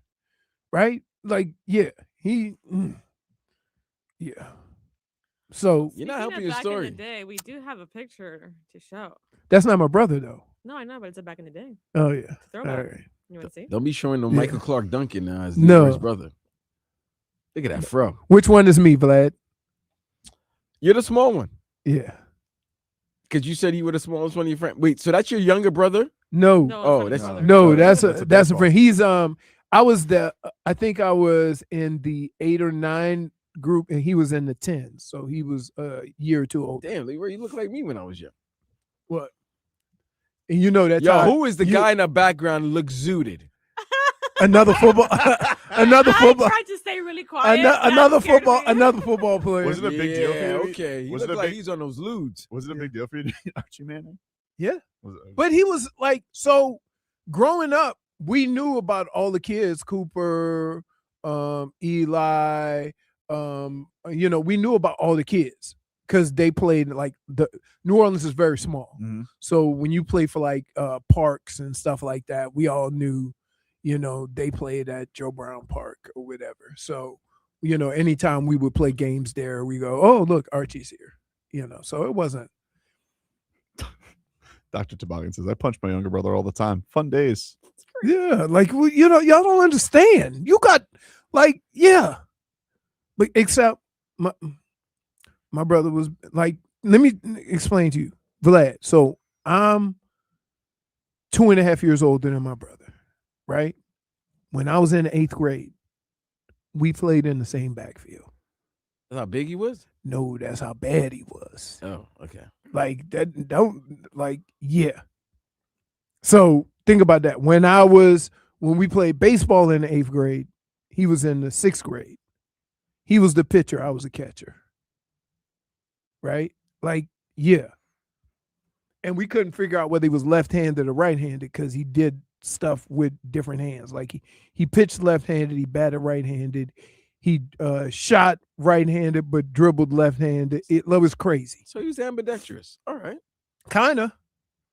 He didn't make you ambidextrous. You were just one dexterous. It's so bad that you laughed at your own joke. I can't.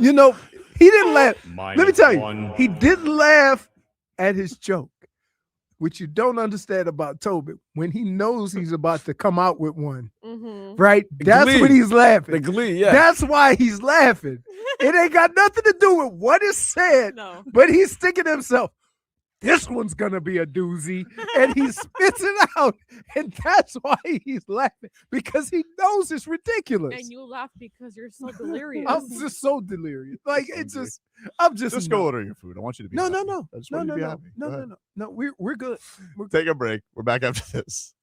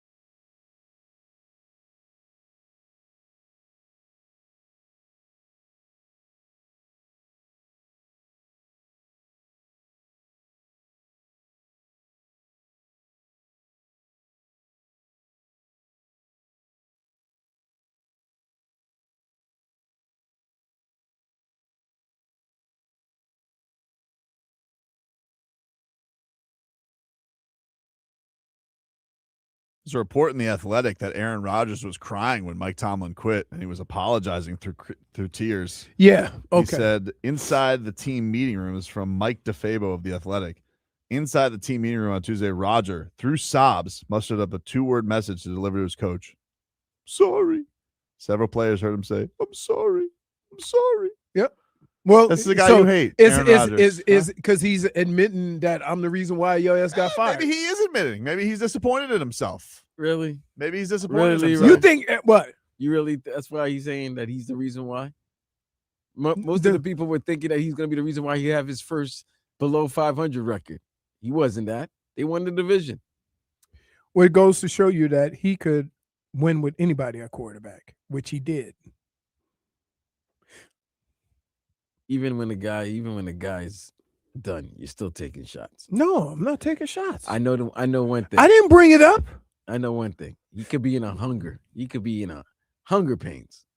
But his disdain for Aaron Rodgers. See, you guys kind of misunderstand. It would blanket his hunger pains. You misunderstand my issues with Aaron Rodgers, right? And so I don't blame it on you. That's okay. I understand. But in the same breath, you mention his name and you start cracking up. Huh? In the same breath, you mention his name and you start cracking up. Yeah, like come on, bro. Like you all the Leroy. jokes. Listen, Aaron Rodgers is listen. You're like Rodgers. Aaron Rodgers is one of the best pure passers of the football we've ever seen. He's one a of Hall the of best quarterbacks ever. He's a Hall of Famer or whatever. My complaints about Aaron Rodgers had nothing to do with any of that. It had to do with people thinking that this 40-plus-year-old quarterback was going to come and be a savior or a difference maker. That's what I had a problem with. And I've said that over and over again. And you can say that I say I just don't like Aaron Rodgers, and that's not the case at all. I've also said that guess what? What makes you think he can lead your team when he's had better teams in Green Bay that he failed with? So all valid points. So I'll stand by that. You're right. But there's a lot of great players that are great that, that people have this thing. Kevin Durant, great player, right? He got championships. So does Aaron. Okay. So we're not giving ring protection anymore.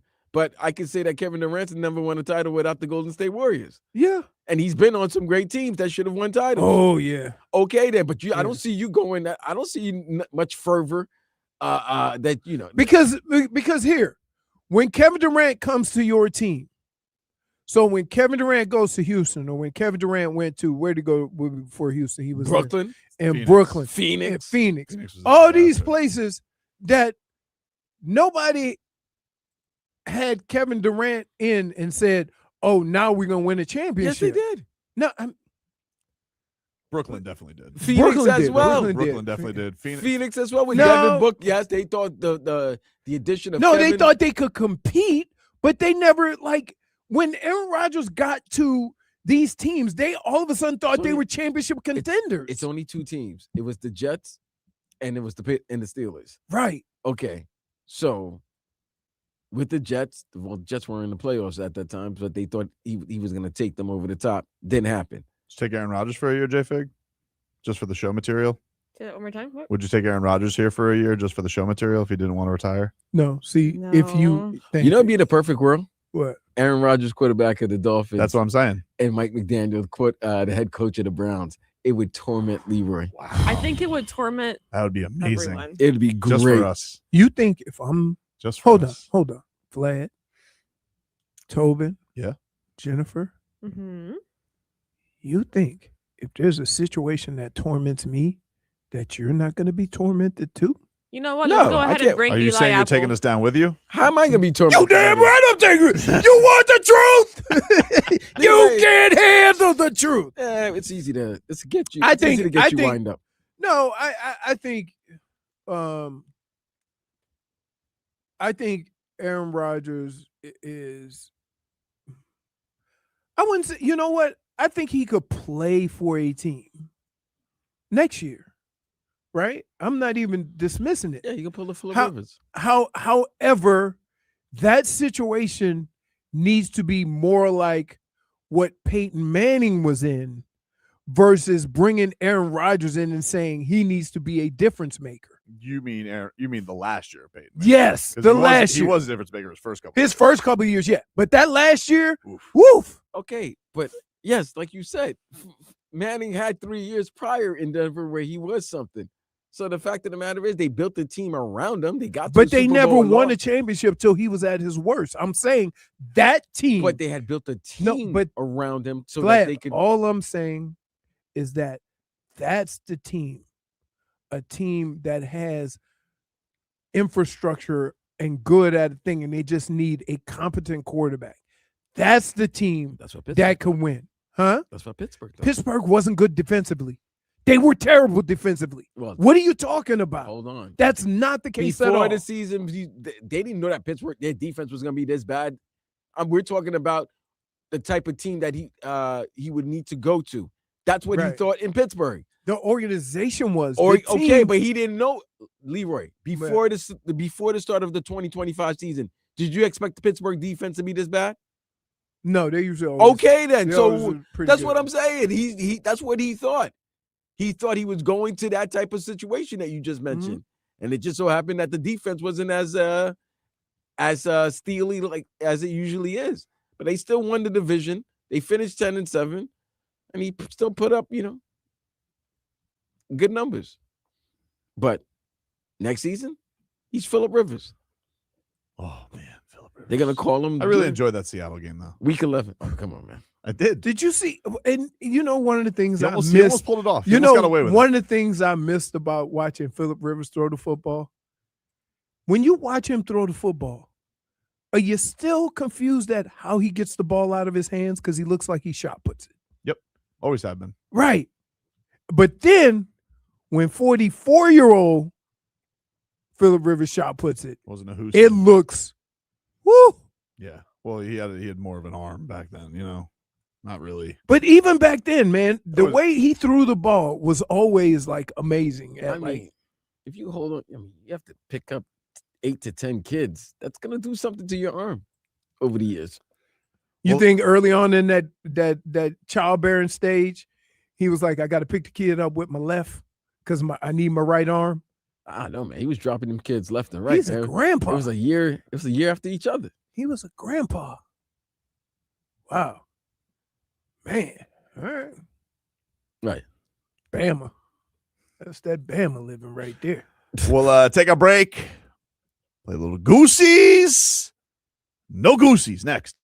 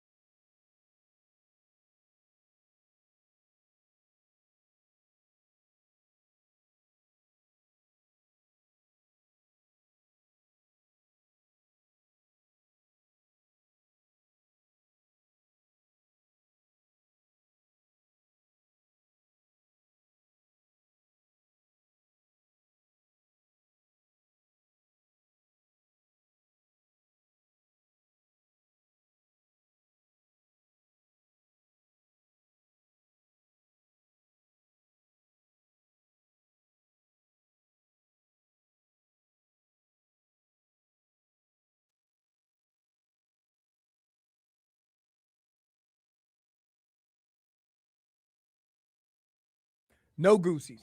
Why? You don't even know what we're going to pick yet. How can you just say that? Who's picking the Goosies? You or Jennifer? Jennifer does. It's her topics. Okay. I don't have anything to do with it, dude. I'll listen. Fair enough. I'm anti-Tobin right now. Why, dude? You have from the beginning of the show, you have caused anguish and Not the anguish. yeah. You sound like a snitch. It's ridiculous, dude. Me? Yeah. Why am I a snitch? Because you crying. I'm not crying. You sound like Aaron Rodgers. Sorry. Why do I gotta be sorry? I'd love to have video of that though. You're not gonna be Oh honest. my goodness. Aaron Rodgers. You loved him. Wait. Why? Why? Just feelings. Because After you spent a whole I could see. segment saying, I'm saying, I right? hate him. I don't hate him. I would just like to see the inner Aaron Rodgers. You guys should have seen him on Tuesday when he was like, he's like, No, a pep in his step. what are you talking I about? was here. I'm pretty sure I saw it. What do we got today, Jennifer, for Goosies? No Goosies. Well, let's hear Mario Cristobal on Malachi, Toney, and Mark Fletcher's friendship. All right, here's what Mario Cristobal had to say. Well, it's a strong friendship and one that also brings out the best in each other. I think that you're looking at two individuals that are highly motivated, super talented, they were hurricanes forever, right? And they've brought their mentality, their level of play, their drive, their motivation, and it's a lot of them has permeated the rooms, right? And their teammates, they look up to their teammates, and their teammates look up to them. They are just great ambassadors for the program, for their families. I mean, they're awesome, and their impact is massive. Wow. That's Goosies galore, dude. I mean, it's just Goosies galore. I love that. It is. Goosies. That's Goosies on Goosies top galore. of Goosies. And then, I could just picture like Canes win on Monday. You're going to look back to that first game of Fletcher talking to Toney on the bench after the fumble. Oh, can't wait. Leroy, It Goosies? is Goosies. That's I think you need relationships like that on a team, not only to pick each other up, but to hold each other accountable, right? And if they were ever to go to the other guy and say, I need more out of you, nobody would get their feelings hurt or feel offended because it comes from a good place, because they have a close relationship. And when you have teams like that, that kind of shows, and you can actually rebound from a bad series, a bad play, or something like that, because you have that relationship with other guys on your team. Jennifer, Goosies, no I Goosies? feel like it's really hard not to have Goosies with this one. Goosies. Friendship. Vlad? Double G, baby. Goosies galore. Goosies galore. Wow. What do we have for number 2, Jennifer? We got prospects. Not good. We got Peter Bennix loving and fangirling over Dylan Lewis, who he just traded for. With Lewis, I think it's similar, and I think his tools are really fantastic. He hits the ball incredibly hard. His speed is incredibly, he's incredibly fast. He's an excellent center fielder already, and he's just beginning to tap into what he can do. This is a player who came out of Queens College in Charlotte, North Carolina. I don't know about you, but I didn't know too much about Queens College before I was researching Dylan Lewis. He has tremendous athletic gifts, and he made improvement throughout the season. His performance in high A was better than his performance in low A. That doesn't happen, especially for a player who was drafted out of Queens College so recently. So I think there's a tremendous ceiling for Dylan Lewis. Bendix, huh? Okay. Dude, I got the Goosies. Like, look, You have no idea who that is. I don't now, but I will. Goosies. Started looking into it. It's hard. 6'3", outfield. Goosies, dude. Need that. Need sticks. And did you not hear he hit better in high A than he did in low A? Imagine what he does against the frozen iguanas. No -1. -1. Which one was it? Did I get -1 or no -1? You got a -1. I accidentally hit Bam. No Goosies for you, Leroy? I have the Goosies, but I'm gonna say this: I'm excited for Goosies. what they're adding to the Marlins, but I'm going to say this. I have no idea who they're talking about. So full disclosure, I don't know. But are you excited that he's excited? Let me tell you something about front office people. Yeah. Front office people are always excited about their moves because they made them. That's fair. Like, how many times in the football draft do you hear, that's the guy we always wanted? Yeah, but you want to know, I always love when they show the war room when somebody passed on somebody they didn't want, and then they get who they wanted.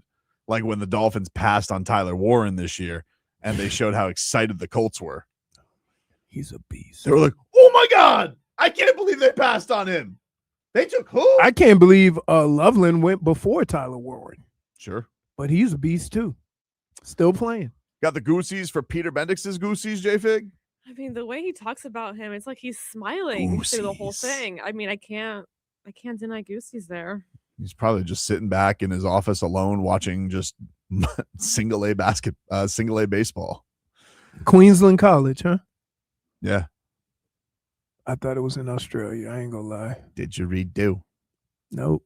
Vlad? Goosies? No. Why? Because you're mad because the Yankees traded him? No. I just didn't like that whole. Yeah. I didn't like that whole comment. Like, thing. No. It's not me being a Debbie Downer, but understand. You're not a Leroy Leaper. If you are a guy that is paid to make moves like this, then you're going to show excitement about all the moves that you make because you want everybody to be positive about what you're doing. We got a mean third base battle coming up in spring training, dude. Connor Norby against Graham Pauly. Who do you go with? Graham Pauly can pick that thing over at the hot corner. Can I ask? Anybody named with Graham should be able to know how to pick up things from a hot corner. Yep. All right. Where's Chunky 52? He's not here anymore. Dude. Okay. That was like 4 years ago. No. There was no way. That's not 4 years ago. I think it was. 4 years ago? Yeah. I'm still amazed that we were interviewing Kim Hang at that yeah. training. That's right, man. I can't. I'm still amazed at how many people are at baseball training camp. It's crazy. It's got to be Time out. what 200 players? Was How that many people are at football training camps? 100? Okay, then. People Yeah, like but sports. just 22 positions on the field. People like sports, man. They're gonna just go watch people. No. Are you talking about the actual players? I'm talking about the actual players. They got to figure out single A, double A, and triple A. I understand that. It still takes you, like when the roster's 25 guys. I mean, you pretty much know who 23 of the roster. If we go to spring training this year, I'm going to ask people on the Jupiter Hammerheads, you guys feel an obligation to beat the frozen iguanas? And technically, this says 33 positions. So, As you're wearing the hat. Yeah. did you get the hat yet? No. It's still in delivery. April. It's ridiculous, dude. Oh my god. How long can this take? I could So probably, they showed you a hat and didn't give it to you. they showed me a hat and they said my order was ready. I was like, where is it? I don't have them. Like, give me that one. That's the only one we got. But I want it. For sure. I don't think that was going to win that argument. Yeah. Well, What else we well, got, Jennifer? So I can imagine Dee was pretty pissed off that you dragged her all the way there and then you don't even come out with a hat. You know what? You should have got one for your kid, for Tommy. I got him a shirt. Okay. They had shirts. There you go. I got him a shirt. He loves it. These people. What? No, not you. I'm saying like they had shirts, but they didn't have your I hat. know. They did that to me. I got a pair of golf shoes that were Conway's? No, pre-order, and they go ship date is X date, and then when I call and say, "Hey man, I'm waiting for my shoes," they go, "We put estimate release ship date." I'm like, then I wouldn't have bought them until they came out. I think I still got friends waiting for Big Baller brand stuff. There's a new Triple B in town now. It's Carson Beck. Ooh, Big Ball's back. Big Ball's back. What's number 3, Jennifer? How do you turn down $15 billion, man? Billion or million? Billion. Billion. Who turned down 15 billion? Stephen Ross. What? Stephen Ross Turned says down $15 billion for the Dolphins. How are you thinking about succession, Steve? Well, I mean, I'm fortunate I'm going to keep it in the family. my son-in-law, who is, I think he's involved in sports. He had worked for me before he married my daughter. So he really he is terrific, and he will kind of run it, will stay in the family. I mean, I don't think there's a better asset, People say, I know what I've been offered. I mean, numbers you wouldn't believe, but you look at numbers. I'd be curious. I mean, close to 15 billion. Wait, are you laughing?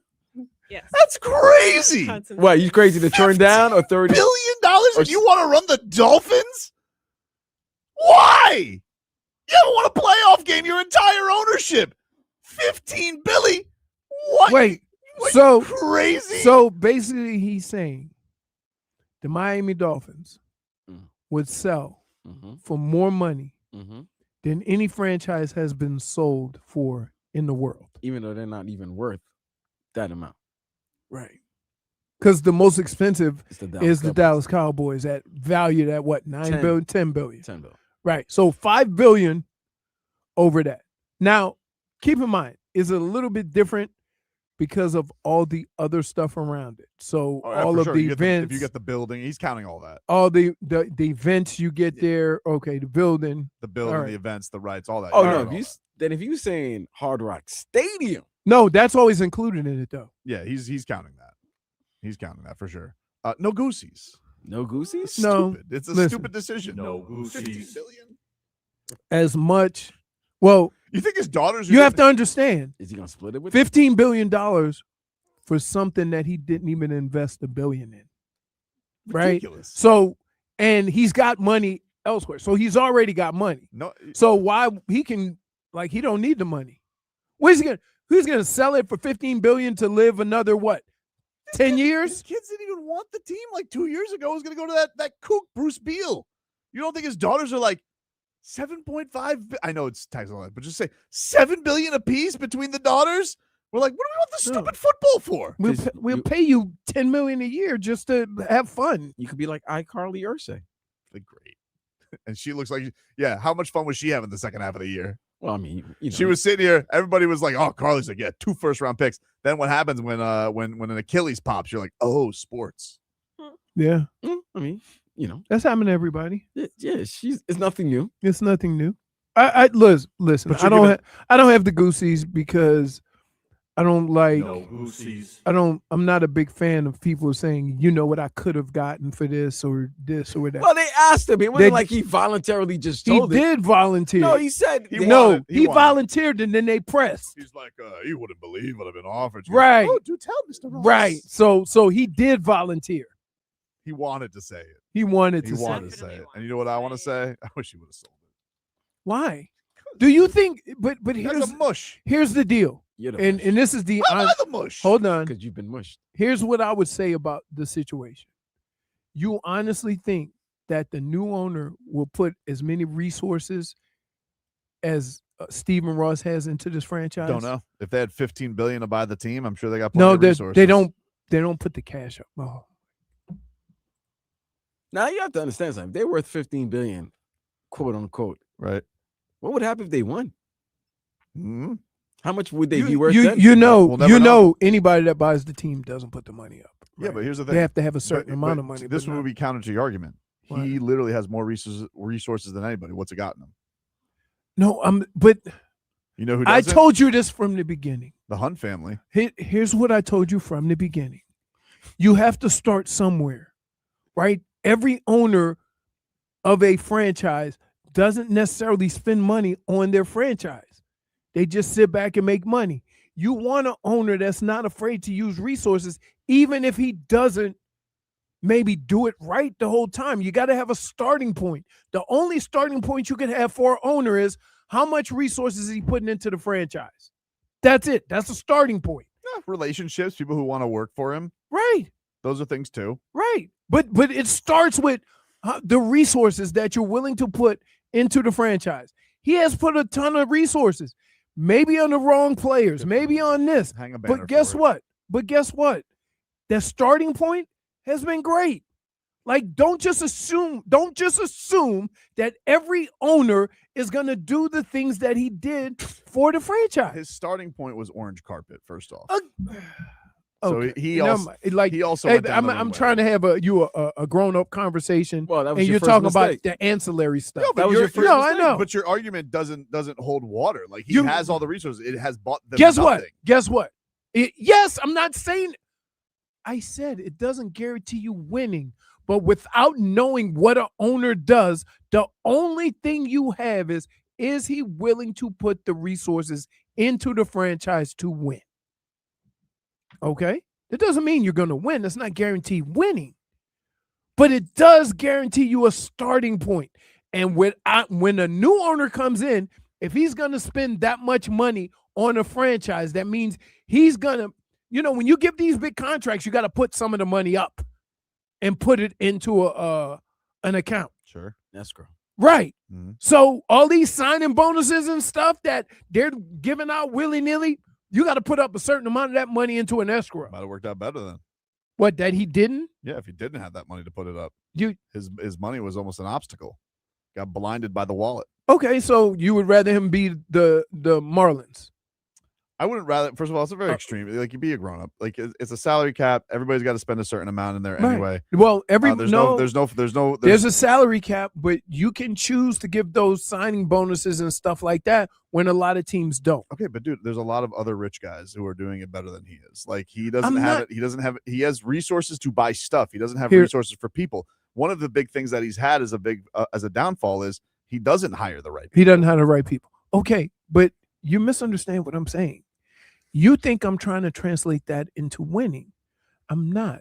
I'm saying everybody wants Stephen Ross to sell the team. It's no guarantee that the next owner is going to make available those resources that wouldn't bring in a player that you want or whatever. And just be careful with that. Like some owners just are not going to come out of their pocket once they buy the team. Also, he's got time to talk to Bloomberg. When's he going to answer some questions around here? Where's he been? He sounds cognitive. He sounds like he could answer some questions. Where's Stephen Ross been? He used to talk to the media all the time. And then somebody's wait. Now you complain about him not talking? Now he just wants to talk to Oh my Bloomberg. goodness. He's so weird. Tobin's weird. What? One minute he wants the guy to do the waddle. Next minute now you want to go. Now you want the guy to talk to the media. Right. I would like him to talk to me. He's got answers for some stuff. For what stuff? Lots of stuff, dude. What? Lots of stuff. What stuff? How about tampering and losing a first-round pick for us? How about changing your ownership? How about Brian Flores? How about being a bum? Time out. How about all that? So you want him to talk? You want him to answer questions from 5 years ago? Yes, actually, I would. Yeah, actually, I would. Like, I've played for a couple of franchises, so I understand what I'm saying, and I don't think that people can relate, right? He said, "Hey, idiot, an owner knowing how to use their resources is more important than having them." In the long run, yes. But I would say there's certain owners that won't even go there, right? Like, what owners aren't going to go there. The owners that charge you for extra socks. Okay? That guy wanted a statue of himself. Right. So he's talking about Jerry Richardson. So, like, there are franchises and there are organizations, right? The Modells didn't have a lot of money. Every time you did a contract, they finagled your signing bonus and did it in a certain way so they wouldn't have to make that money available. You can't trust them. They did city roulette. But I'm just telling you that there's a lot of different ways that people use resources, yes, but some people don't make those resources available. Crazy. Jennifer, did you have the Goosies or not? No. Oh. Vlad? No Goosies. No Goosies. Well, fair enough. No Goosies. Unanimous. Non-goose. Back after this.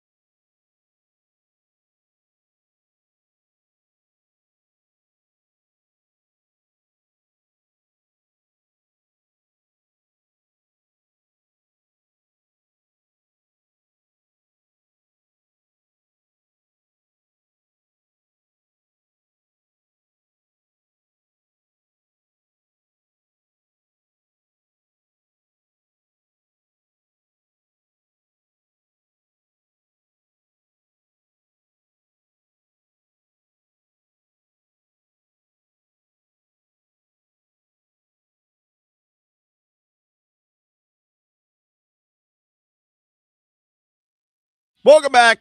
Tobin and Leroy here with you on FM 104.3 WQAM. -1 for tardiness. You were just turning it on. Okay. Well, late is late. Nope. For tardiness. I was here. Vito. He was here. He was. Because you were defeated. No, was it? Leroy, how did it go over if a literally coach said if you went into a meeting for a coach and it was just like, oh, I was just a little late. Tell Belichick that. Yeah, just Literally a little late. 1 second. For tardiness. Yeah. For sass. It was more amongst your peers. They give you that look of disgust. Yep. And your peers right now are looking at you like, Hmm. Jimmy, you imagine being a second late for a segment? Couldn't, because segment wouldn't start. Right. Jimmy, if you get on that microphone. Right. Oh, that's fair. He's got the keys. He's got the keys. He's got the keys. Hey, You wait, don't have why the you gonna keys. take a shot at Jimmy there? Because I always do. That's unfair. Get out of the room, Jimmy. It ain't 2:00 yet. Wow. That's messed up. Let him Look set at up that. his work. Jeez. Let him set up his work. Let the man work. Wow. Unbelievable. You know what? I don't know if I could look at you for another second. We should have AJ Greer come on later on this hour, Yeah. Calm her down a little Oh, wait. That ain't going to subdue her. bit. Yeah, maybe. You Distract her. could go outside and smoke a cigarette after that interview. Heart bubbles. Heart bubbles.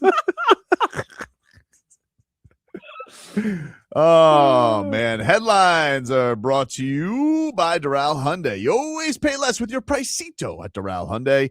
Visit us at Doral Hyundai or at DoralHyundai.com. Speaking of the Cats, they're visiting the White House today at 4 o'clock. Oh, is that coward? Where's that Adam Silver? Is he talking right now? Let me see. Is he late? Probably is. Very irresponsible, Adam Silver. Actually, while you're looking at that, I finally put 2 and 2 together with the whole Haley Steinfeld, whatever her name is. That picture you sent me. Yeah. Yeah, it's from 2016, and now like everyone's like doing that whole thing where they throw back 10 years, and I didn't know that was like a trend until like an hour ago. But Somebody Amber Wilson tagged me on something that was 10 years ago because it was like a show picture from the morning show. I was like, why is Amber tagging me on something? because now it's a trend. Now everyone's doing. So the wait, whole... nobody. So, I mean, if you think about it, Taylor Swift wasn't a Kansas City fan, Correct. She was an Eagles fan. right? And not even a fan necessarily. And then She was offended just- the Eagles that she decided to not be an Eagles fan anymore. Well, who's But it wasn't really because of that. It was because of her father the entire time. Right. Well, listen, you know who's offending me? Adam Silver, because he refuses to answer for his crimes. Barry Jackson reports that Jonathan Kuminga would welcome a trade to the Heat. Hmm. At least that's what NBA Central said. I'm sorry, Barry, if they misconstrued You sure it your wasn't words. Central? I am sure it wasn't Sental. I don't get Sentled. John says he's doing a press conference in Berlin right now. All right, let's go over to the press.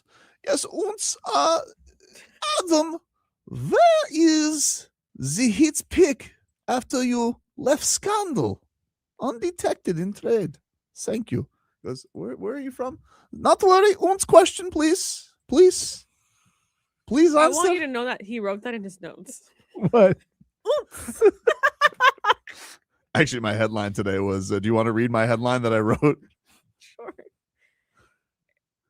That coward, Adam Silver, is speaking today at 1 p.m. in Berlin. He's an ounce fraud. Thank you. Those were his notes. See, now I'm going to cut that up so everybody thinks you said it. No. So wait, I have receipts. So by any chance, do you know how to spell ounce? The he way spelled it OONTZ. Ounce. is that wrong? There's a U. I think it's UNZ. Oh, it's ounce? UNTZ, I think. Why you gotta say it like UNTZ. that? I just go there and be like, Adam, uns Franz from ESPN Germany. Why everybody from Germany gotta be Franz? Even Franz has a brother whose name is not Franz. That is the Heat's pick. You fraud. Who are you with? Do we have an ESPN Germany? Yeah, totally. Uns, where is the pick? And did you cover it up with Hornets trade? Well, you had Dennis Schroeder find his $84 million. And Adam, why did you let Dennis Schroeder get fined for slapping Luka? But more importantly, where is his pick? More importantly. Because I would like to trade for Giannis. Well, look, FYI. Really? It's official. Oh, it's John official? Harbaugh, All right, good for him. Giants head coach. You see how quick they put that giant stuff on this sideline? They get that for that. They get that Photoshop going. Yeah. Do you think he's going to keep the GM around? Because I heard that wasn't settled yet. If he wants his own guy. Mm-hmm. Is that a new GM or the same old GM? The same one that let Saquon go. Yeah, Joe Shane. Oh, he's gone. What do you mean he's gone, dude? Dude, you can't have that on your resume. But he also is the guy who drafted Jackson Dart and all these guys that you like to come play with, so got an eye for talent, just not elite talent. I wonder how that conversation goes, to be honest with you. When they decide to bring him in, how do they go about discussing whether, because if the GM is there, right, does Harbaugh go, yeah, I don't really want you here. Date's house is from Google. There is no uns. The standard German is undl. Und.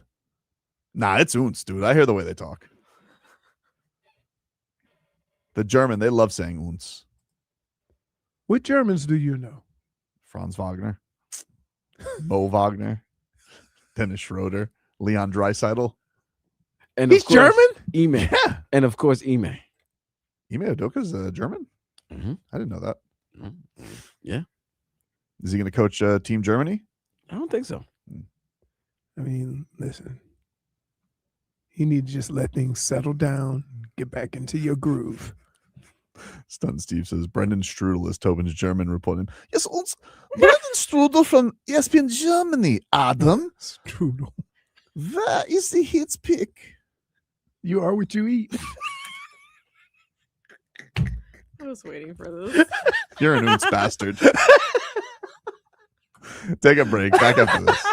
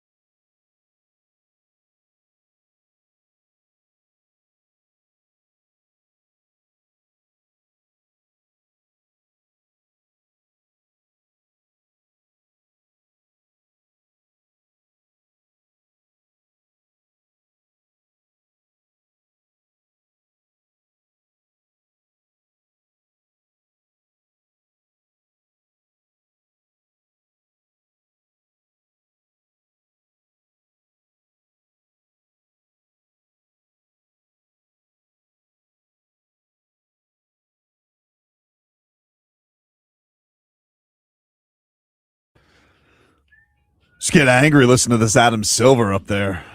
It's enough of him already. All these questions about NBA Europe this, NBA Europe that.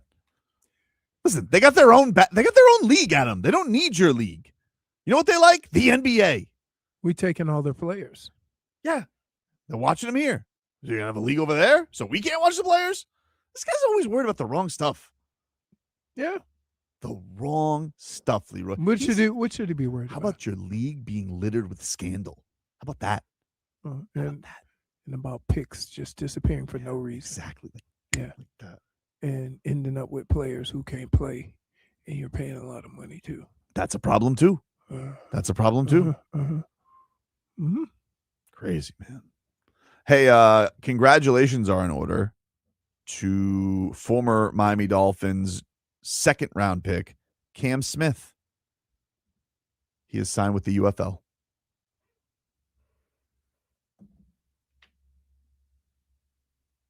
The Columbus Aviators. So congrats. Why? He can't fly. Can't defend either. Good, great pick, Chris Greer. Great. I would say there for anybody to have. I would say in the big picture, if you get 60 to 70% of your draft picks to work out, you're ahead of the game. Right? I mean, that's well above the average. So if you have those 2 years where you have contributors, say if you have 7 picks and you get contributors out of 10 of those picks, that's a pretty good couple of years draft. What do I do with all the second round picks that weren't contributors or bad contributors? Well, that's why the GM's not here anymore. Yeah. Okay, but that's my point. Remember, Bill Belichick used to trade first rounders for 3 seconds and 2 seconds and stuff like that, so he could get a whole bunch of second and third round picks. Mm-hmm. They very rarely had first round picks. Well, they were very good. I mean, really wasn't much point. I think if he had top 10 picks, he probably wouldn't be trading down all the time, but they were always in the 30s. Right. You know? Mm-hmm. That probably had something to do with it.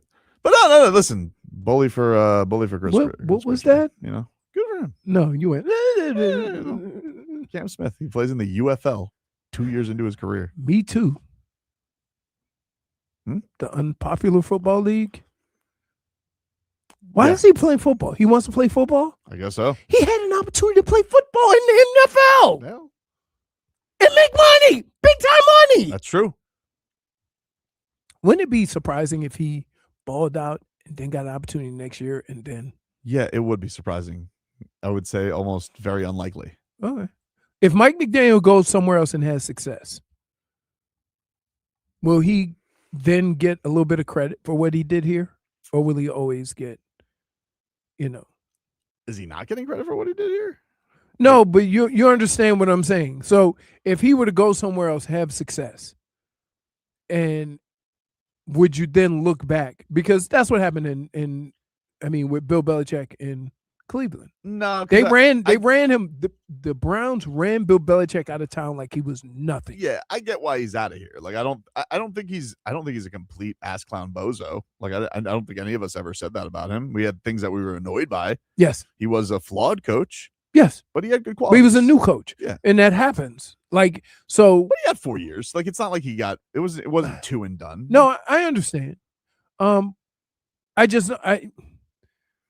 I always wonder, with everything going on with quarterbacks, with players, or whatever, we're so quick to cut bait that, sometimes we maybe need to see it through. Like they've been trying to find Mike Tomlin for 10 years. Yeah. Wow. Right. There's just a lot of guys. And I always say this. I'm going to have a hard time changing anything unless I definitively know that somebody else could have did better. Right? Because then that means that guy is not doing his job.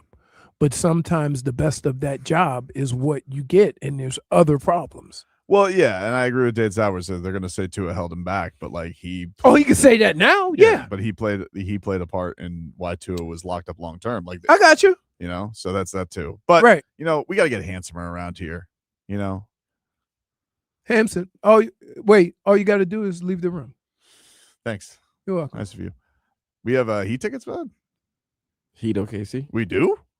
I was completely unaware. I had no idea we had Heat tickets. Vlad. All right. If you Vlad, guys, are you sure? Are you sure there are tickets? It's on my thing. Okay. I'm Give them away. I'm gonna save it for tomorrow then, because I don't. If you know what, give when it to is me. the game? It's Saturday. Oh, okay. I don't know that those are our tickets. So you know what? If they aren't, I'll let Hawk and Crowder give them away because I have no idea. We'll give twice as many tomorrow. Yeah, but AJ Greer, you guys missed him yesterday. He was excellent. Your Panthers winger, badass, handsome. He joins us next.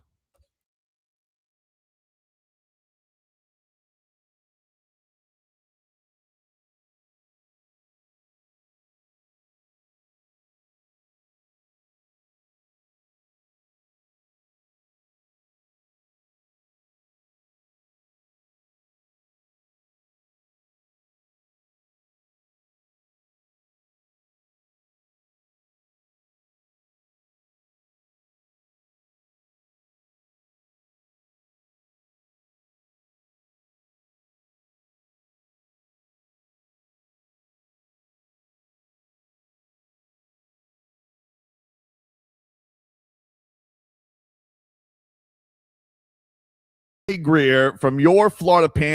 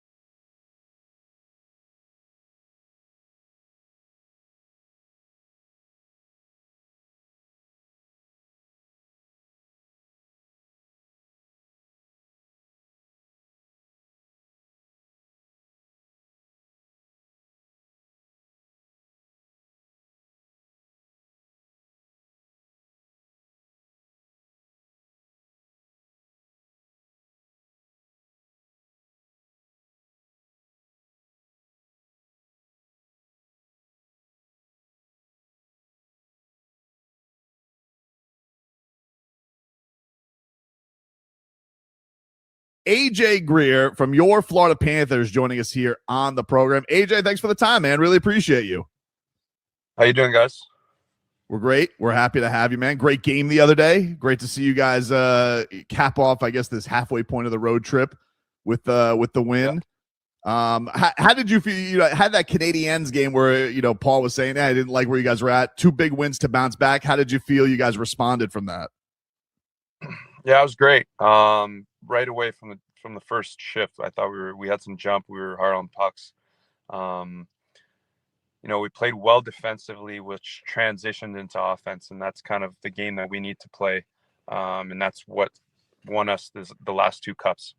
You know, you're getting some time now moved because of all the injuries you guys had. You're moving up with Verhaeghe and Benny a little bit. But do you miss your Bash brother and Gadjevich and Nosek? Do you miss that fourth line that was so key? Does it hurt your heart at all that they're not there, that you guys aren't just wreaking havoc and kicking ass together?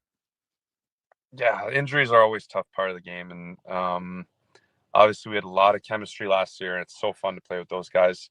And that's kind of the game that I play. And so when I do get the chance to play a bigger opportunity with, you know, guys like Benny and Swaggy, I can't really change the way I play. I have to create space and do the same things that give me success to allow them to do what they do best. And offensively, it's just kind of been coming along, and they understand where I'm going to be on the ice. I kind of understand where they go in certain situations. So the more we play together, the more we've been getting a lot of great looks. And I think, you know, at heart, I know what I am and I know who I am as a player, but I also know that I do have some offensive upside, and I'm really fortunate to have had this opportunity to kind of showcase that. AJ, how tough is that? Because like in other sports, you may talk about the players needing to get acclimated to one another, whether it's a quarterback and receiver or a point guard and a center or whatever. But with you guys, the lines are constantly changing with injuries and stuff like that. I can't figure out, like, how long does it take to get comfortable before it then changes again? And so I'm confused by that, because to me, it just looks like, I know this guy can play, this guy can play. Why can't they just keep it moving? And I know it's not that easy. It's not. I'd say like the hardest thing is just going from, you know, playing a certain style and going up in the lineup and playing with world-class players, the mental battle of wanting to do more and wanting to complement them in a way that you make sure that they're happy and you make sure that they get the puck and they get their looks, and you don't want to disturb kind of their peace. And I had that battle at the start, but you know, I think the confidence and the coaches putting me in that position and having talks with me about staying in my lane and not worrying too much about the offensive part, it'll come. That's kind of stuck with me, and it actually has blended in very well. Like the simpler game that I played, the more looks that I was getting and the more offensive opportunities that I was kind of presented with. And it almost seemed like Benny and Swaggy were kind of converting them to my style of play. Almost it kind of introduced them to a heavier game in a more forecheck based game. So it is tough because you don't, you know, like you said, you don't have much time to think about it. You don't have much time to acclimate to it. It's you're put in a situation, you're put in a game, and you know, this is your opportunity. And for a guy like me, especially who's in a contract year, I mean, this was an opportunity for me to shine, and you either take and run with it, or unfortunately the next guy's up. So right. I'm fortunate that I've had good bounces, and I'm fortunate that I've put in the work, and mentally I was ready for that opportunity. It kind of just came all the way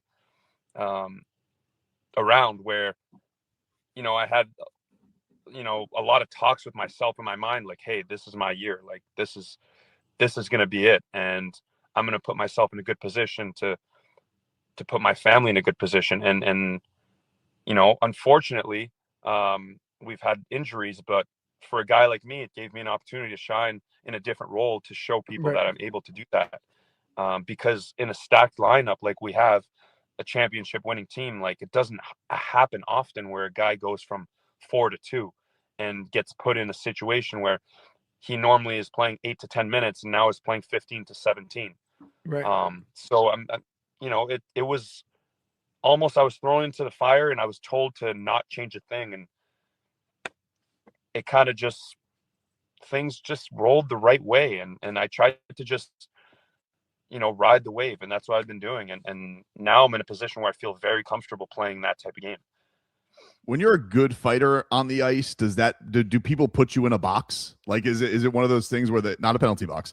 Do they put you like in a thing like, oh, he's a goon? Like, but you obviously have a lot of skill. You have guys like you and Benny who, are not to be trifled with.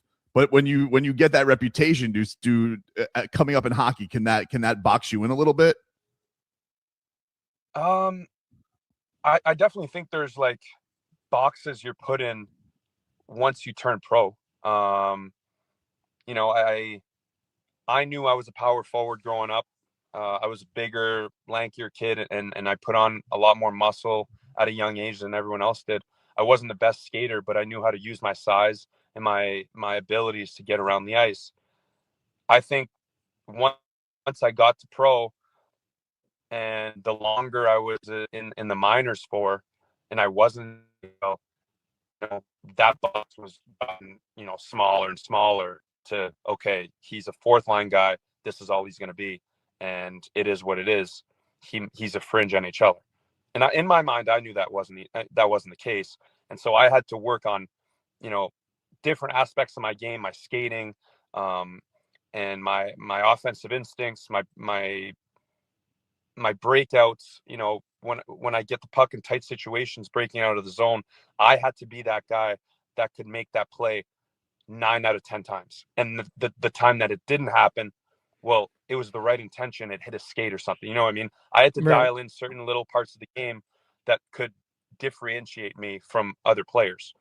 And so I really dialed in on my skating and that IQ part of the game, I'd say would be one of the things. So, yeah, definitely boxes. There's boxes all the way around, and I got lucky. I was put in certain situations at times where I had opportunities to play a little more an offensive game, and I've flourished, and so I just was ready for that opportunity. I think that's kind of how I see life. Is you got to be ready for certain situations, and once you're ready for those situations can bring on other opportunities. But I definitely think there's boxes involved for sure, just because of, you're trying to see where a guy fits, and small sample sizes. Like I only had played 40 games 4 years into the league.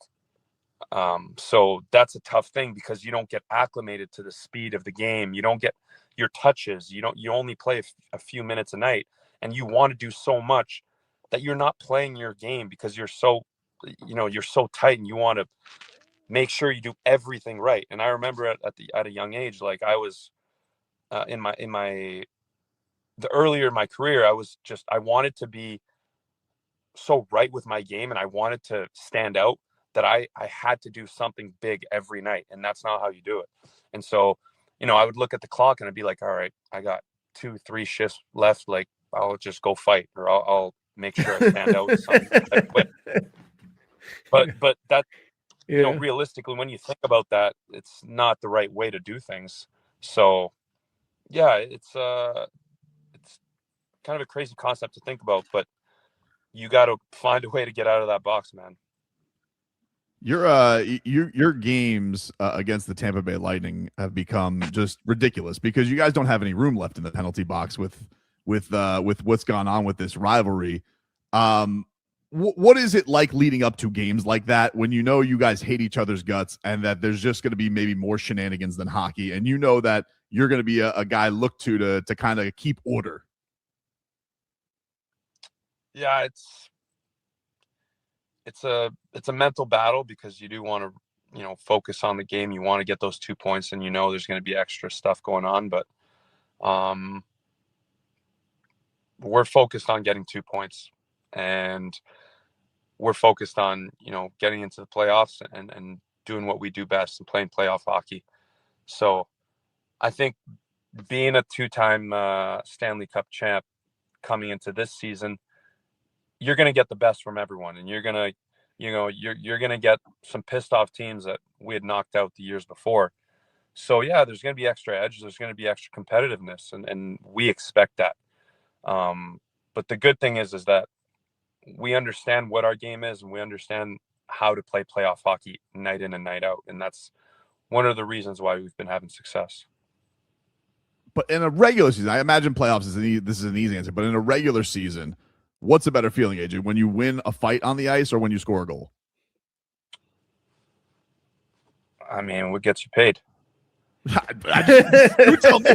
That's it. There you go. That's it. No, there's nothing.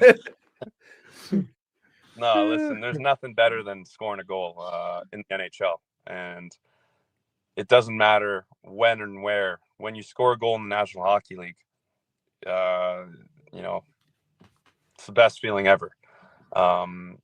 Obviously, winning a fight and getting the crowd pumped up is a great feeling as well. But you can't reenact the feeling of scoring a goal in the National Hockey League.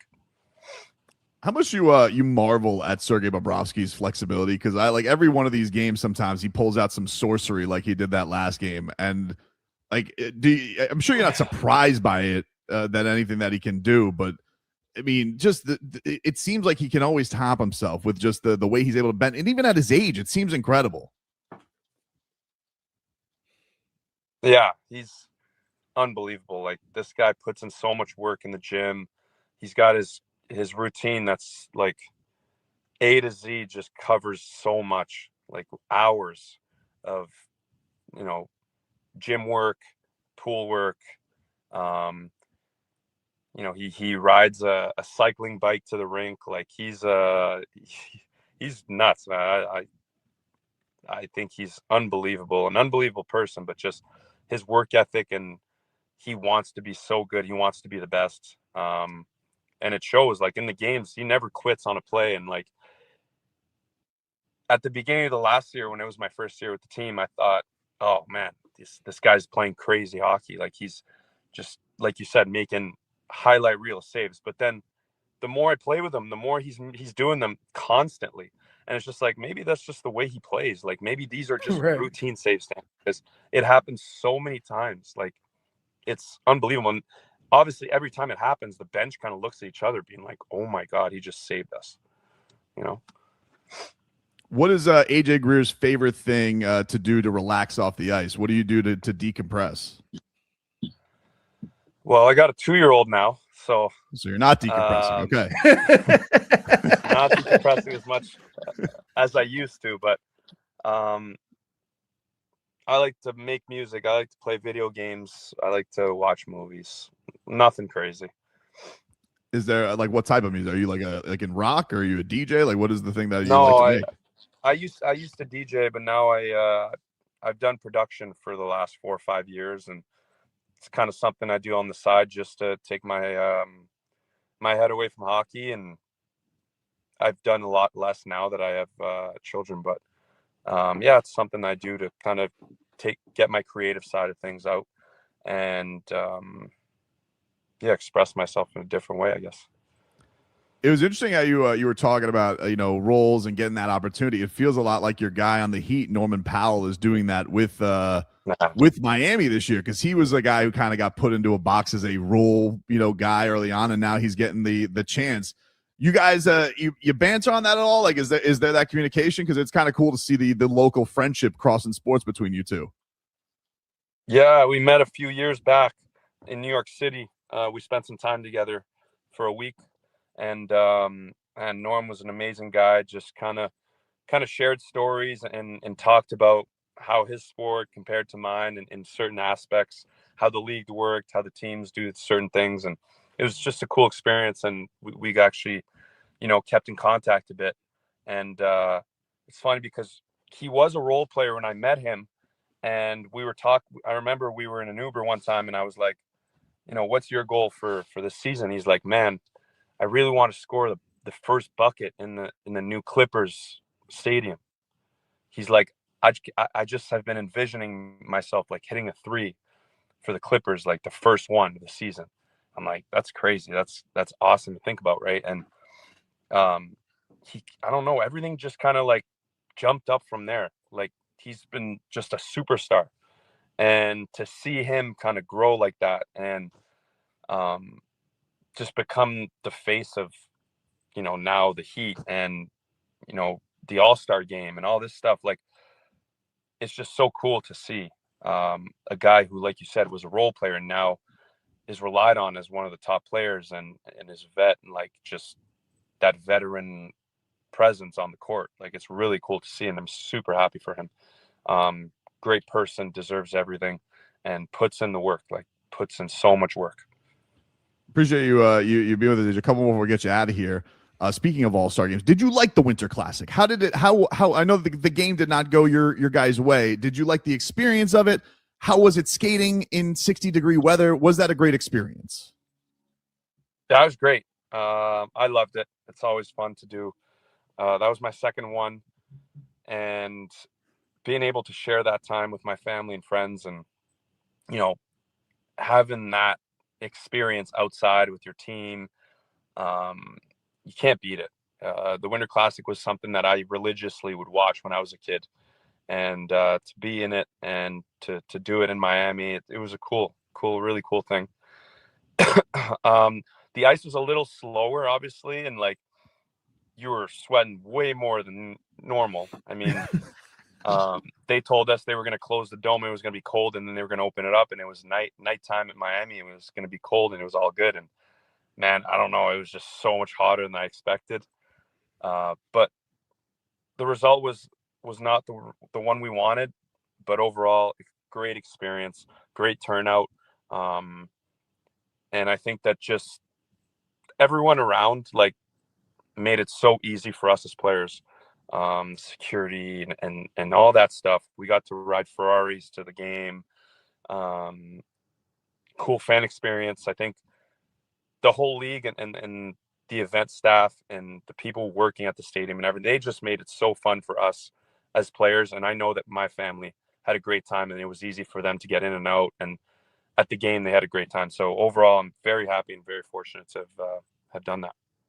Yeah, it was a cool visual for sure. And finally, it seems like you guys are going to get Matthew Tkachuk back sometime close. What do you think that's going to do for you guys? Because it's obviously that's got to be a big boost for you guys for the stretch run. Yeah, he brings in so much good energy, positive energy, and again, is an amazing player. He creates so much offensively, and he's kind of that X factor player, right? In big games, he always shows up, and he always kind of brings our team to another level. So we're really excited to get him back. And, just having him in practice, you can kind of tell the energy is a little higher than usual. And so it's really fun to have him around. How the hell is Barkov skating at the Winter Classic already? What was he like, Wolverine? What's going on there? I don't know. This guy was squatting and doing box jumps like 3 weeks after surgery. Never seen anything like it. Everyone in the gym was stunned. That's nuts. AJ, man, listen, it's AJ, been a thanks, thrill man. watching this season, man. Thanks for giving us so much time. Good luck this year. All the health along the way. And we can't wait to keep watching you. Thanks, AJ.